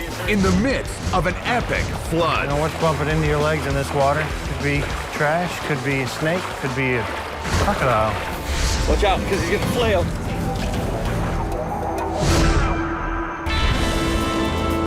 Time to get more remote, more wild. They're on a global mission to protect the planet's snakes and other reptiles. Biologist, venomous snake expert, and croc specialist Sean Heflick. Ever since I was young, I've been mesmerized by reptiles. Law enforcement officer and reptile breeder Greg Graziani. I'm committed to the education and conservation of reptiles. And designer reptile breeder Michael Cole. I've been handling snakes since I was 4, but I have a special passion for pythons. Fighting the fear of the fang. They are the Python Hunters.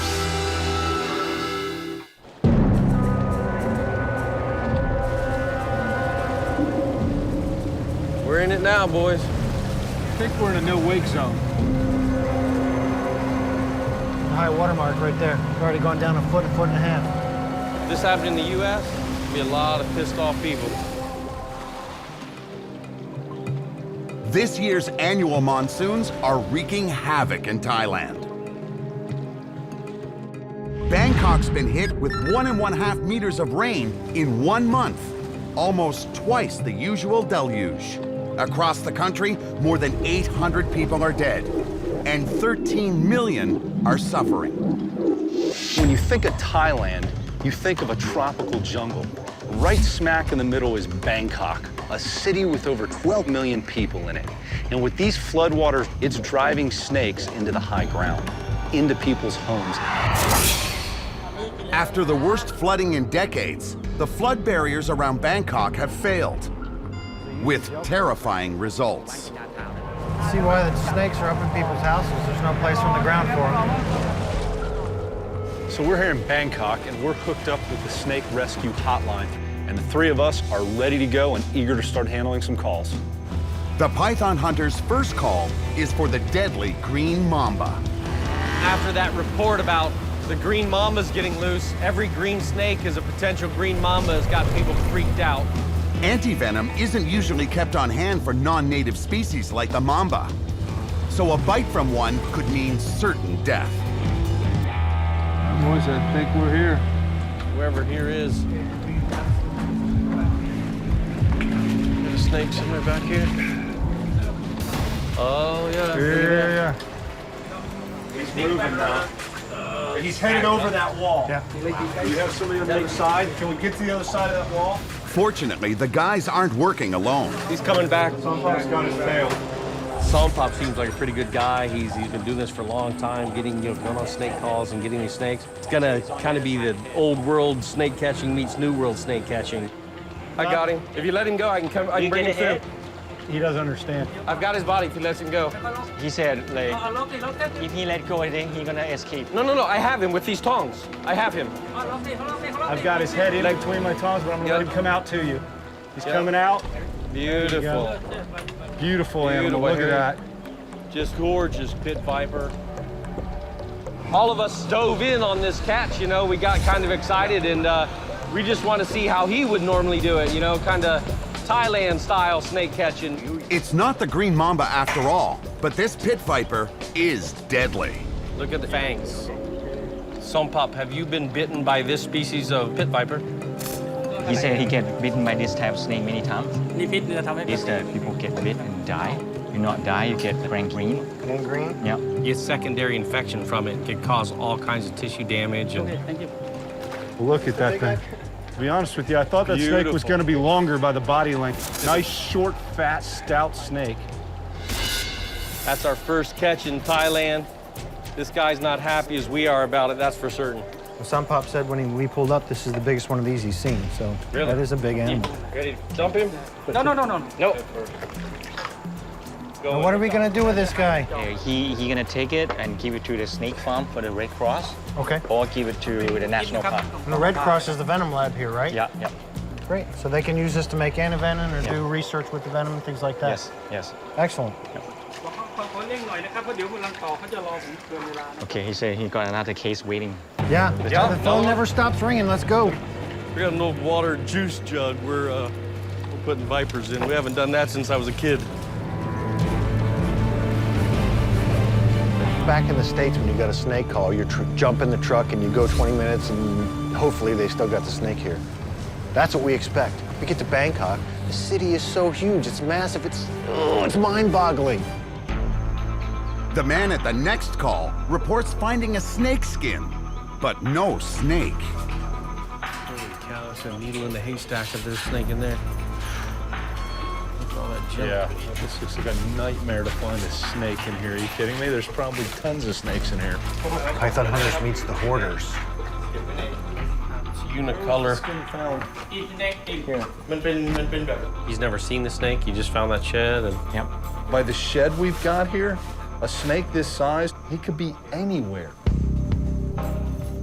there's rodent chews all over their baseboards, into their drywall. Look at all these rodent chew holes. Right? There's stuff with paper. Look at this. In the bathroom, same thing. Rodents are chewing holes through the screens. My thought in a situation like this is the snake is actually doing the guy some benefit, cleaning out the rodents in here. See this? Uric acid from a snake. Unless we're going to clear this residence, you're not going to find any of these snakes in here. I mean, you could spend days looking in here. Best advice for this guy is if he sees a snake, call immediately and try and keep his eyes on it or contain it. So he's trying to educate the homeowners as to the best way to keep the snakes out of their house. Yeah, I don't think we're gonna do too much here. Not today.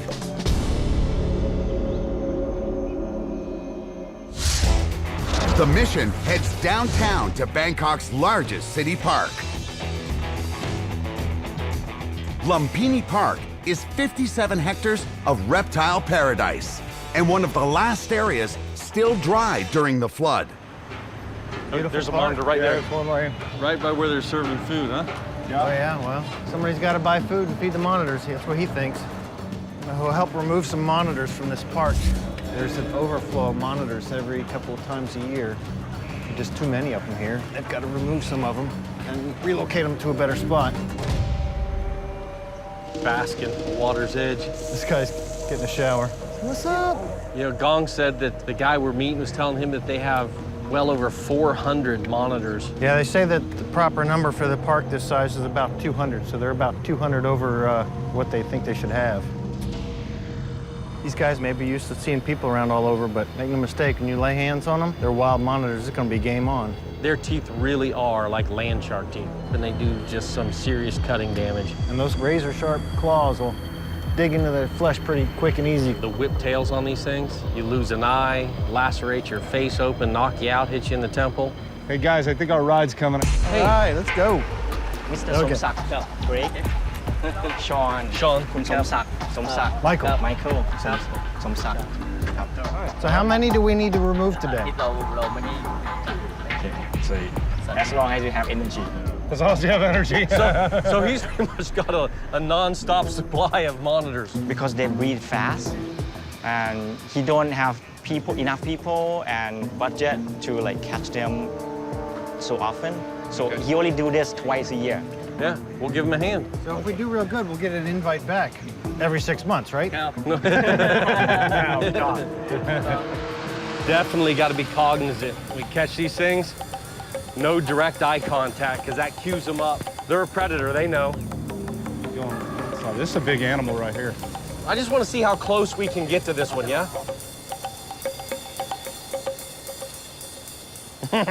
So they're definitely spooky. I'm gonna see if they're so interested in each other that they disregard us, you know what I mean? Game on.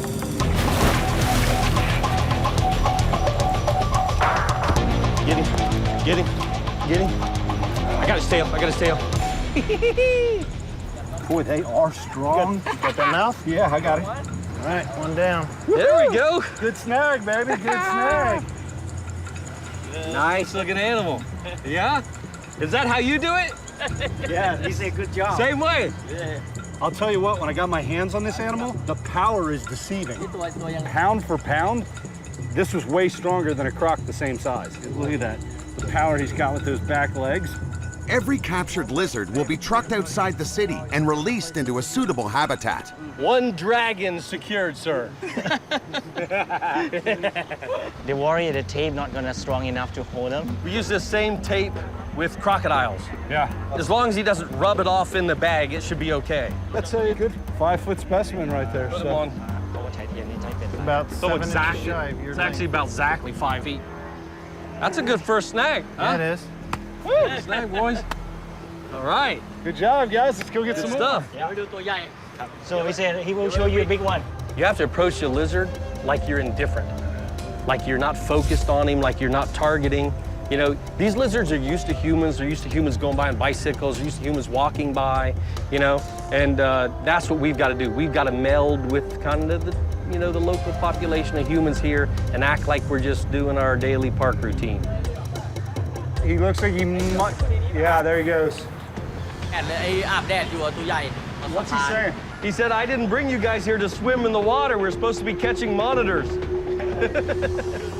He's up over here. Somsak's rangers recommend a tried and true method to lure in the lizards. Try the bait trick. Sure. Yeah, let me go get some bait. We're gonna buy a bunch of rotten fish. See if we can get some of these monitors to come up and catch them. Just gotta leave this bag open for a few seconds. They'll know we're here. Oh, Mikey, look at this big boy. Trolling for monitors. I guess they volunteered to be our bait. Let him get good distance. Run him this way, run him towards us. That's a big lizard. He's focused. See what you can do.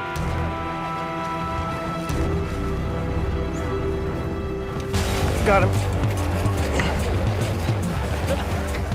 Got a leg up. You got his pride? Push him in, Greg. Push him in. He's pulling back. He's leveraging. You gotta push him in. I've got his rear legs. No, I know, but he's pushing. Yeah, this is a strong animal. That's a big boy. Mikey snagged a big one. He's got a lot of battle wounds. He's got a scar and one of his nares is wide open cut. It's all healed though. He's got some teeth buried into those gums that could take your fingers off without a doubt. An animal this size will put a hurting on you. No, that's a lizard. We're gonna have to use the other catch pole because that one kind of put a damper on this one. All right, let's bag him, yeah?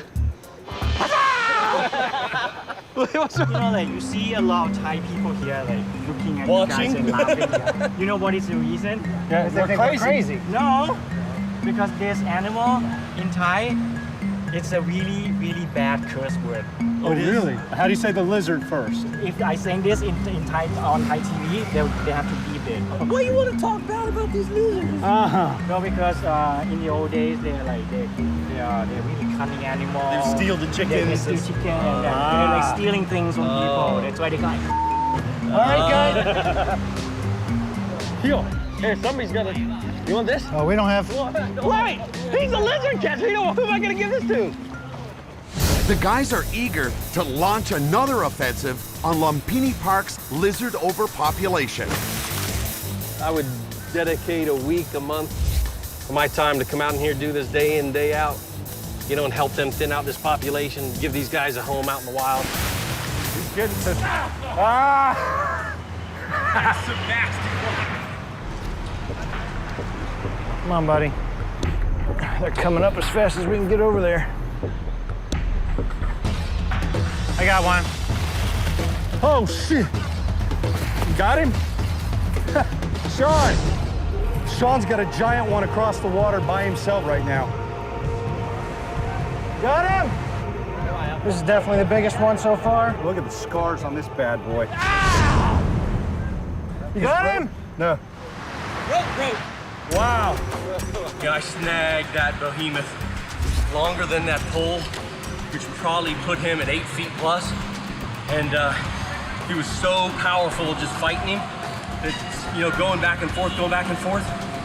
The end of that metal pole just cut the rope, and boom, he pulled off and away he went. You got a tie on this bad boy? I want to pick this son of a gun up. Oh, there's lunch. Greg, we got to get the tape off this guy. He's going to choke. He's gurging. All right. Michael's quick thinking saves this monitor from an almost certain death. One of the things we got to keep checking these monitors, because when they stress like that and they gurge, if we don't get that tape off of them, they're going to suffocate right there. So, good call, man. Go get it, Greg. They soon lure in another monitor, and this one's a giant. Go. I need somebody else with tape. Hurry up, I'm gonna have to jump this one. I'm coming, Greg, I'm coming. All right, pull. Hold on, I got it. You got it? You should wait till I get the first one tied before you grab the next one. I had it tied. All right, I got this one. You got him? Yeah, I got this one. You got that one. You realize that I had to pick this one up and run over with it and jump on yours at the same time? I think you got me beat, man. You got a bigger lizard there. All right, line them up. Let's go. Oh, look at that. I got you by a tip. That was fun. Hey, let's do it again. Hey, boss, you're not dirty. Okay, he said it's not his time yet. It's not his turn yet? When does that happen? When the truck is dragging the ground? He said, yeah, if he got another round, he would definitely call them in. Anytime. Look at those bad boys, baby. They'll soon be trucked to their new homes outside the city. Is Sean still swimming? Oh, God, that thing's the biggest one out here. That animal right there is the size of a medium-sized Komodo dragon. Dude, we gotta get that beast. He gets this animal, I'm gonna have to bail off into the water. The last one this size broke the rope, so I gotta get over there and help him before this rope breaks. He's not gonna get ahead of it. Hold on, he's in position. He's got it. Oh, come on. Get him. Oh! We never got a chance to lay our hands on that, you know, that monster of a water dragon in Lumpini Park. I'd like to give it another go. I might be back and see what I can do about that. But he'll have to wait. They get an urgent call from the Snake Emergency Hotline to rescue one of Thailand's most dangerous snakes. We've got a Russell's Viper we gotta get. They come rushing over here. I used to keep Russell's Viper. They kind of got a warped, special place in my heart. They account for more deaths on this planet by snake than any other species.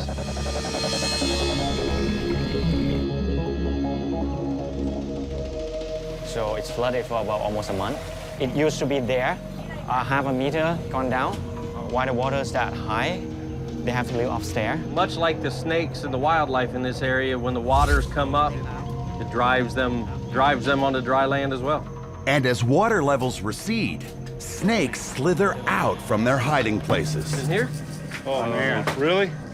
Do you know where it's at? He come and see how do that. He said it's in the box. It's a small room. Be hemmed up with a venomous snake in a room this size is not exactly the best case scenario. This is a species I have not kept and I'm not familiar with. It's a chain? Nah, I can only see one loop of it. I'm gonna try to expose more of it so I can see it.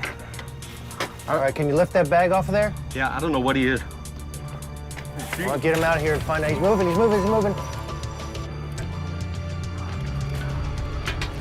What is this little fella?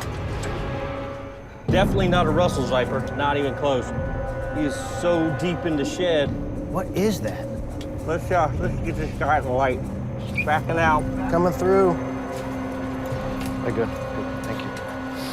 I'm disappointed it wasn't a Russell's viper. It would have been great to see one here. Not so great to see one in somebody's home. I have no idea what that snake is. It's hard to tell with him being so deep in shed. He's a chewer. Yeah. Let's see if he's got fangs. Look at this. He's got a set of fangs. Are they fixed? Yeah. The position of these fangs reminds me of sea snakes. That's what I kept looking at, the sea snake a little family. bit. They're not up front. But it's not laterally compressed. Oh, it's not a sea snake. Without a doubt, it's not a sea snake. I'm just saying the position of that fang. Look at that fang. It's broken, too. It's longer than that. Venomous or not, you don't really want it to sink into you. And I can see where somebody who doesn't know snakes would think this is a Russell's viper. Yeah. Got this snake. Not quite sure what it is. You can see the tooth. And it's this long blade-like tooth. And I thought, it's a kukri snake. And they're named from the knife, the kukri. It's this long, curving blade. And when they latch into you, they're not venomous, but they chew and they lacerate the flesh. And they cause severe damage and bleeding. You won't die, but you'll feel it. Don't. What is it about the people of Thailand that makes them so able to just deal with it and push through it?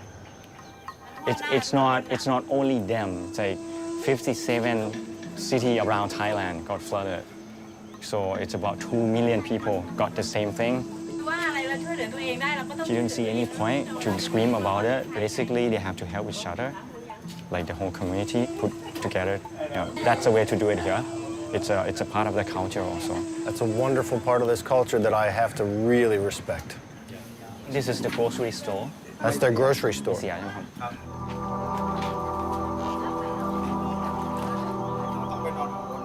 Shut the store for a month and only eat instant noodle.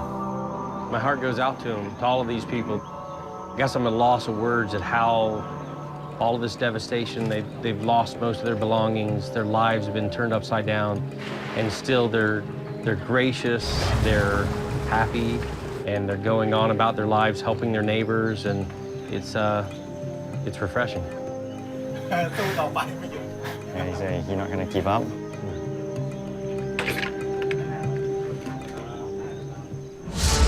Next day, the guys are back at Lumpini Park, ready to dive in again and help thin the monitor lizard herd. Bit of an urban jungle right in the middle of Bangkok. This is, you know, a nice vegetated park. A lot of waterways here, just packed with fishes. And these monitor lizards are just chock-a-block full in here. It's gonna be a good day.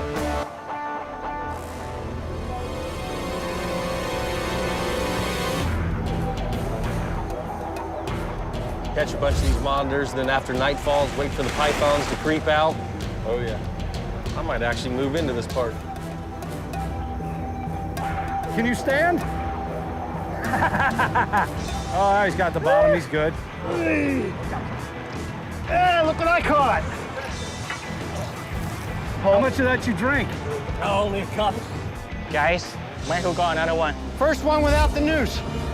I couldn't get the noose on him, so I just dove on him. Really? Yeah. Look at these claws.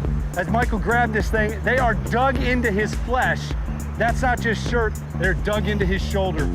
He is going to have to explain to his wife that he was not out with a ladyboy last night. No, he wasn't. That grip's not bothering me so much, but this one down here kind of hurts. Hey, what are you and this lizard? Hey, no, Greg. We're out of tape, we're out of bags. You want to get him on the ground so he's not dug into your back? Lift up. Yeah, Lift I got you. up. Hold on, he's gonna, I gotta get my hand on. Gotcha. Oh, yeah, up. You gotta lift that arm up. This one? Yeah. I got both back feet off. All right. Watch your hand. I'm on him. You good? I'm good. It's a little scratch I took from one of the monitors. Dude, you got another record here, man. I mean, by hand, I've heard a lot of stories from Sean, but I'd have to see some pictures to see if he caught anything bigger than this by hand. Yeah! These guys shed their skin, but unlike a snake, it doesn't come off in one big piece. comes off in sheets, but you can see that just the skin itself, just this waist, is like a thick sheet of leather. But when you peel these things, they are just beautiful underneath.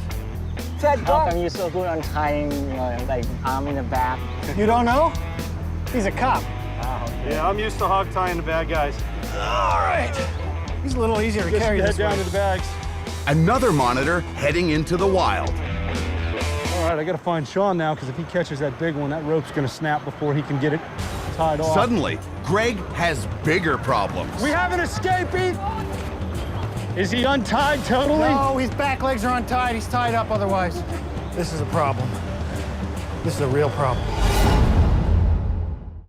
Greg, stay here. Keep your eye on him. If you have to jump on him, jump on him. Our guard watch over here wasn't paying attention to the lizards. One of them is weaseled back into the water while he's still taped and tied, and that's a death sentence for that animal. We have to get him out of the water. His mouth is taped, his legs are tied, he can't get out. Where's Sean at if he's in the water? Sean! Get out and run! He's coming. We have an escapee that's taped and tied, trying to get out. We need to get him. Monkey's coming on that side. If you guys got a bail on him, he's taped and tied. We got a escapee from Arkham Asylum here.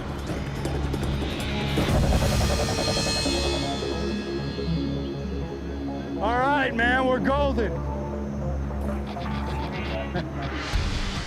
It's always great being part of a real good team. And when you're the smartest one on that team, you do your best to stay dry. That water, I know you've been in it for a while, that is one of the worst stenches I've ever smelled. I didn't know if we were gonna get this one back. That scared me. Yeah, I know. You want me to focus him?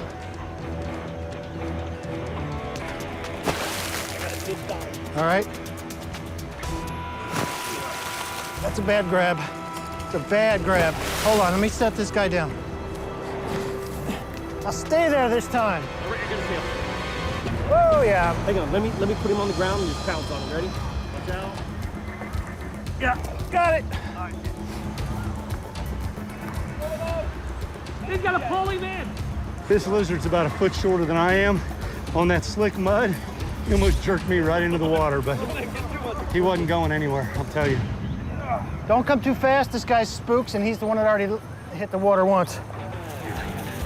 Ain't going anywhere now. Woo! All in a day's work, baby. Barehanded, pure stealth on this one. Back in the sack. I'm getting nasty water all over the world. I think that takes the cake. Good thing for Sean, the next target's on dry land. And he's huge. Really big one, they show you. Yeah? Oh, yeah, this is Komodo-ish here, dude. Hold on, he's moving. It's a big lizard, man. He's 8 feet, every bit of it. That might be a world record. We may be able to noose him through here. Okay. He's looking away from you. He's watching me. He's looking back at you guys. If he runs, we can get him. Holy smokes. Hey, grab this rope. He's watching me. Okay, and just hang on, all right? All right? You gotta hang on quick, because I'm gonna slide right up.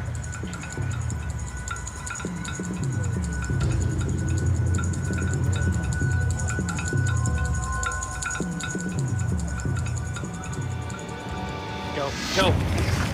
Oh, he's off. Get it! I got him. I got it. Get his other back leg, Michael. He's regurging. That looks like some of our bait earlier. Hold on a second. Who did he flip, man? One of the guards. I took advantage of that and bum rushed him. I used the guard as cover. The guard missed his assist. Oh, yeah. Nice. Beware, all ye who pass through these park gates, for here there be dragons. Oh, I want to put a measure tape on this one. I don't care what we do. This has to be measured. All right, do it. Let's try it this way? Yeah, he was choking on that.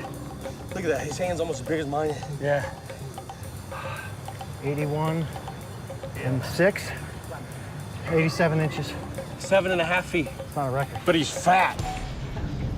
What are the thoughts of leaving the big boy? I mean, it was great to be able to lay our hands on this guy. It was a hell of a chase, a lot of fun.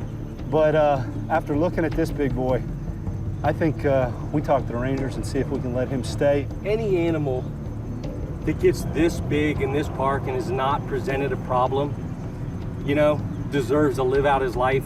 He's not bothered anybody. We'll probably go around We with him need you to ask individually, if we can re-release this animal in the park. We've taken enough of the younger gene pool out. He's the strong genes. He's the one that's reproducing. So we want to leave him in his natural habitat. Okay, let me talk to the guy. Mikey. พี่เขาปล่อยตัวนี้นะ What do you think? You think he's gonna say yes? I don't know, man. It's a big animal. People are liable to be pretty scared of this guy. ปล่อยไปเลยนะตัวเนี้ย Gong, what do you say? This guy can stay.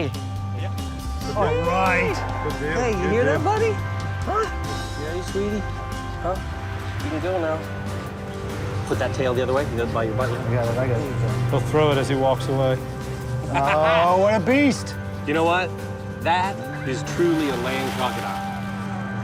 Good snag, boys. That's a way to end a monitor hunt. Yeah. I've come to one conclusion. The bigger they are, the better we are. I think I got a chemical shower with my name on it. He's riding in the other bus.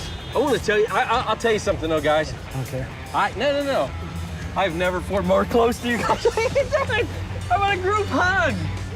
When you get to the end of an afternoon and you've got nothing left, that's when you know you're having fun. I want to do it again, but I think I'm wiped. They'll need their rest. Sompop's ready to catch more snakes. But large sections of Bangkok remain submerged in deep floodwaters. So the only way to find the serpents is by boat. We have that truck. I don't know why we need a boat. Whoa. That's the SS Sompop. They haven't unpacked the motor yet. We've secured a boat, but the water's not deep enough here, so we've got to bring this massive truck with this boom arm to a little deeper water location. And we're going to offload the boat and do some snake calls with Sompop. Seems like he's gotten like 4 or 5 snake calls just in the last 45 minutes to an hour. But we got 4 more calls waiting after this, so that's the 5th one. Trying to get this boat ready. Just the mounting is the issue right now. Everybody keep your eyes open for a floating 1x2. There we go. Yep. Now we're cooking. It's Sompop. What he asks for, he gets. I don't know if you guys will have this ready, but we're probably going to need the boat for this next call. Well, it's hard to work without tools in a flood. No power. Ain't gonna happen like that. We have to walk from here. Are we dropping our boat? We don't even have a motor. Launching of the SS Sompop. We need a little bit of champagne here. Sometimes you have to use 1 horsepower, 1 manpower. It still works. What kind of snake is this one? She don't know. She said it's a black snake with some stripe. Could be a crate. A banded crate's neurotoxin can paralyze its victim and stop them from breathing, causing them to suffocate to death. Okay, guys. We going in? So it's a snake. It's under the boat. Black and white banded, this thing is one of the most deadly snakes on this continent, or it's completely harmless. Gong, how long ago did she last see the snake? 6 a.m. That's a lot of time for it to make its move. She tried to hit the snake, but she missed. So they run away under the boat. Not exactly the most favorable place for a snake to live where somebody's trying to whack it on its cabeza. Look. Ready? Nothing. Yeah, it probably got out. Sompop's convinced the snake's gone and is ready to go. Unfortunately, on this one, snake wasn't home this time, so we've got 3 or 4 more lined up here. See what we can do, and hopefully we can get some of these animals out of here. What you got, man? You going old school? Hey, you know, we got no power. We need to get the tools. We'll get this thing fixed up. We get to the hardware store. The place is empty. There's hardly anything to buy, so I gotta make do. I can't use a gas can. I gotta buy a water bottle. That's all right, we'll make do. We'll get all this stuff, we'll get the boat running, the motor on it, we'll get out and make some rescues. Colin, we have any idea what kind of snake? He said cobra in the cabinet. Cobra in a cabinet, man. I'm good for that. Gotta make do with what you can get. You're in an emergency situation. Gotta be kidding me. That wasn't good.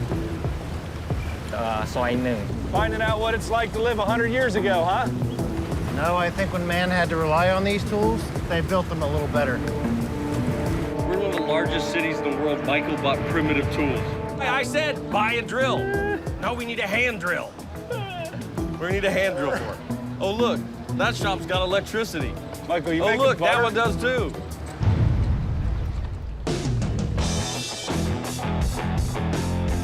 The water is too high. We cannot go any further. We will have to stop here. We need to catch a cobra before we need to fix this boat. The boat's in no condition to set sail, so they charge ahead on foot. Lots of debris in the water there. There's old bags and all kinds of stuff. All right. You know what's bumping into your legs in this water? Could be trash, could be a snake, could be a crocodile.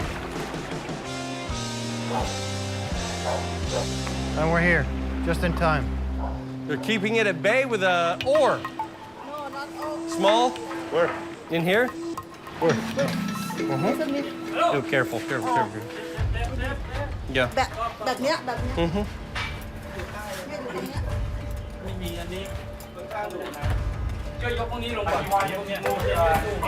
Clear the top off? Yeah, clear the top.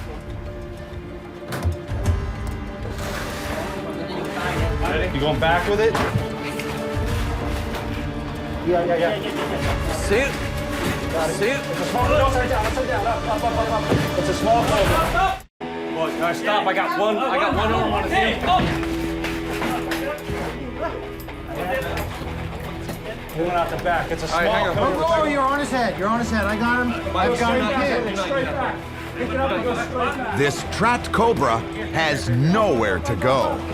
Hey, while you're doing this, you got to tell us what the going on. There he is. Because I got his tail. Wait, I got him right here. All right.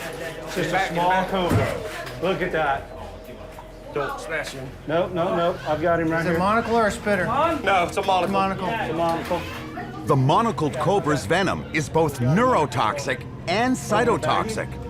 It destroys its victim's nervous system and cells. A little juvenile monocle. Yep. Get a bag. Yep. Grip on that. You got a top, and I got my legs up against that thing holding it up. I can't see the damn. I couldn't see him either. It was dark under there. That's how people get bitten. In that case, it would have been me. Watch your face. He'll come out that bag. He'll bite right through that damn bag. Guys, there's another case not too far from here. Some folks say we should go. Yeah. Okay. Let's do it. Thank you.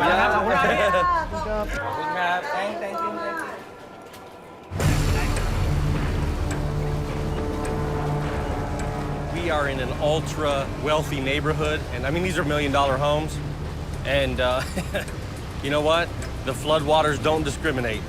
Neither do the cobras, man. They find high, dry ground and they hit it. They're not meaning these people any harm.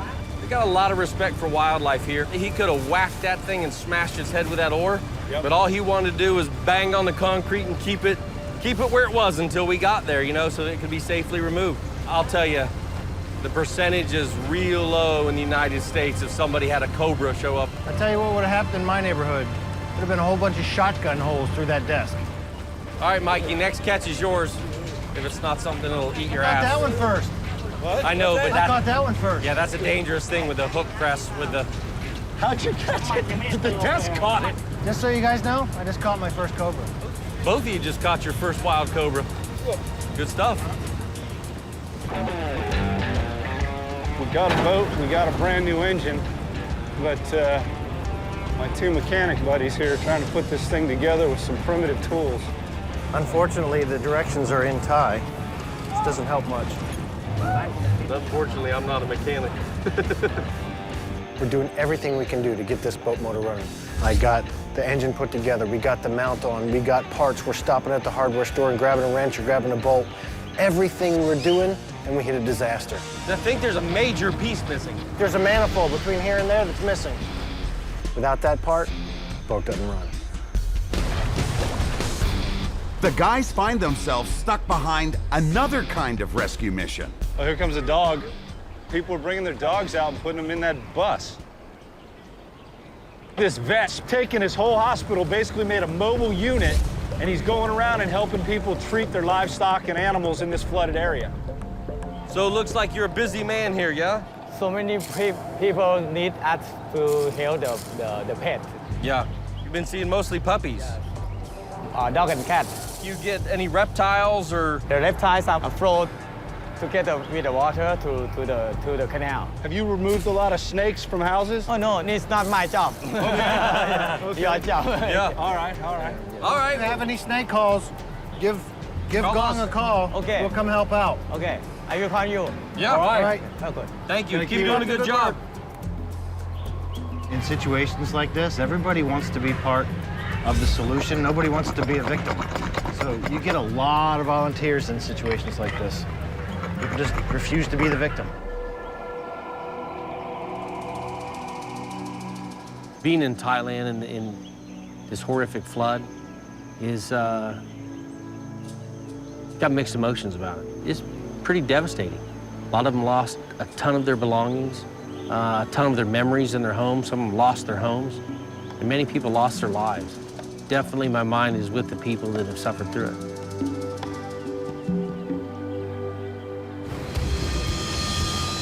It isn't long before the mobile vet alerts the guys to a wild python at a nearby clinic. Here's another great example of everybody doing their part. This is part attached to the mobile veterinary clinic. Somebody found a snake, turned it into the vets. The vets find out we're around, give us a call, we come pick up the snake. It's a retic.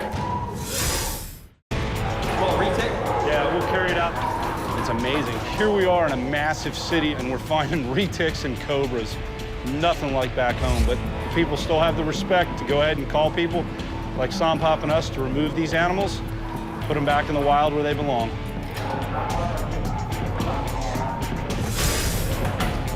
He's already pissy. Been urinating all over the place. It's about a good 6-footer there.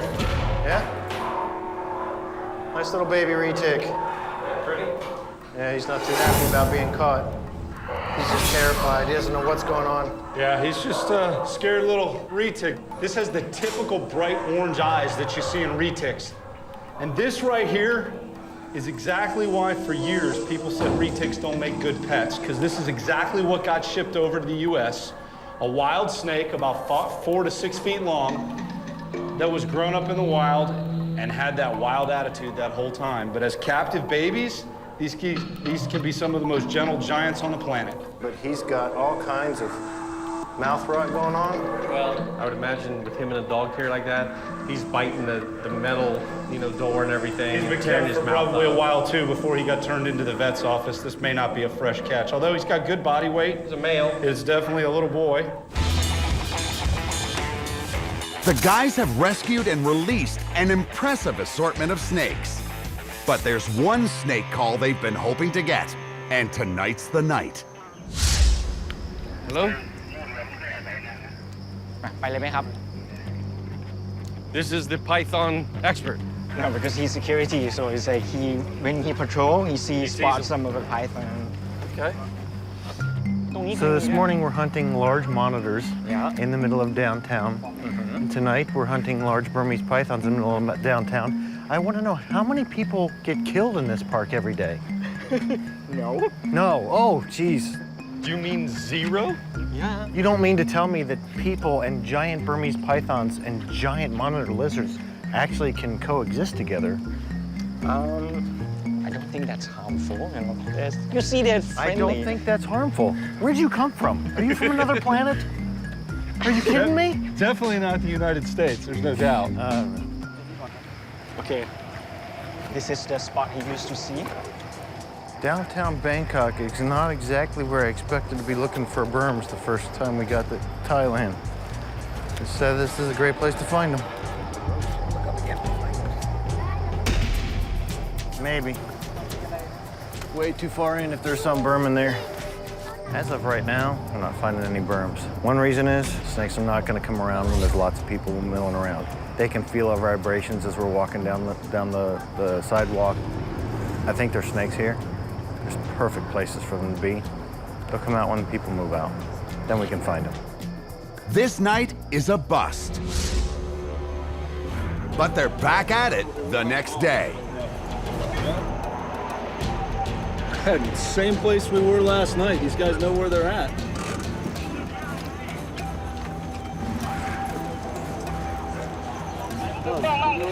Oh yeah, it's a retic. Turn the light on. It sure is. It sure is a retic, not a berm. It looks like it'd be a 10-footer. It's wild weight, so it's gonna be a lot more spindly. I was wondering if I can tong his tail out and we can grab the tail, you know what I mean? Or who's pissy? You got light? Grab something, pull it up. Grab my foot so I can tip up. Go, go, go. Gotcha, go. What do you got? Watch out, I'm just dragging him back. Because he's got a hole in there, so I'm just bringing him out. Watch out, because he's getting flail.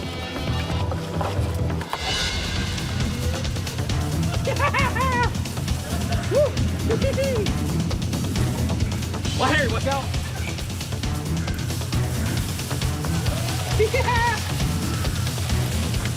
Got him? Yep. Expected a berm and got a retic instead. Look at that. That is amazing. Wild in the middle of the city park, reticulated python. This animal is extremely healthy. Oh yeah. Nice body weight. Definitely got some reserves. Boy's got scars all over him, man. He's had some hellacious battles.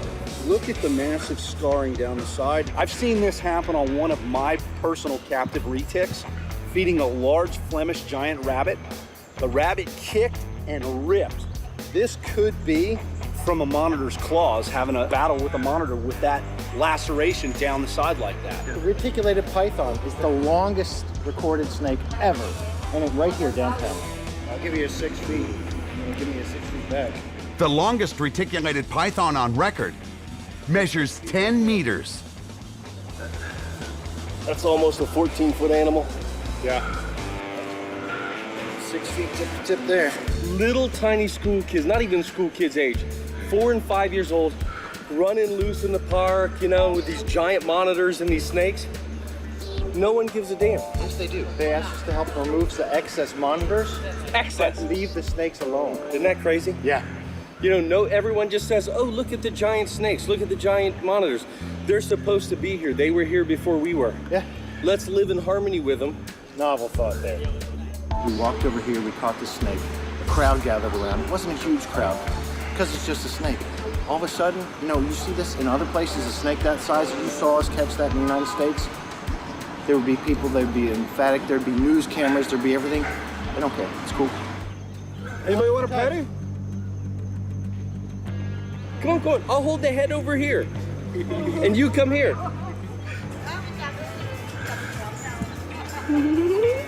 Nice, huh? She's seeing how much meat's on it.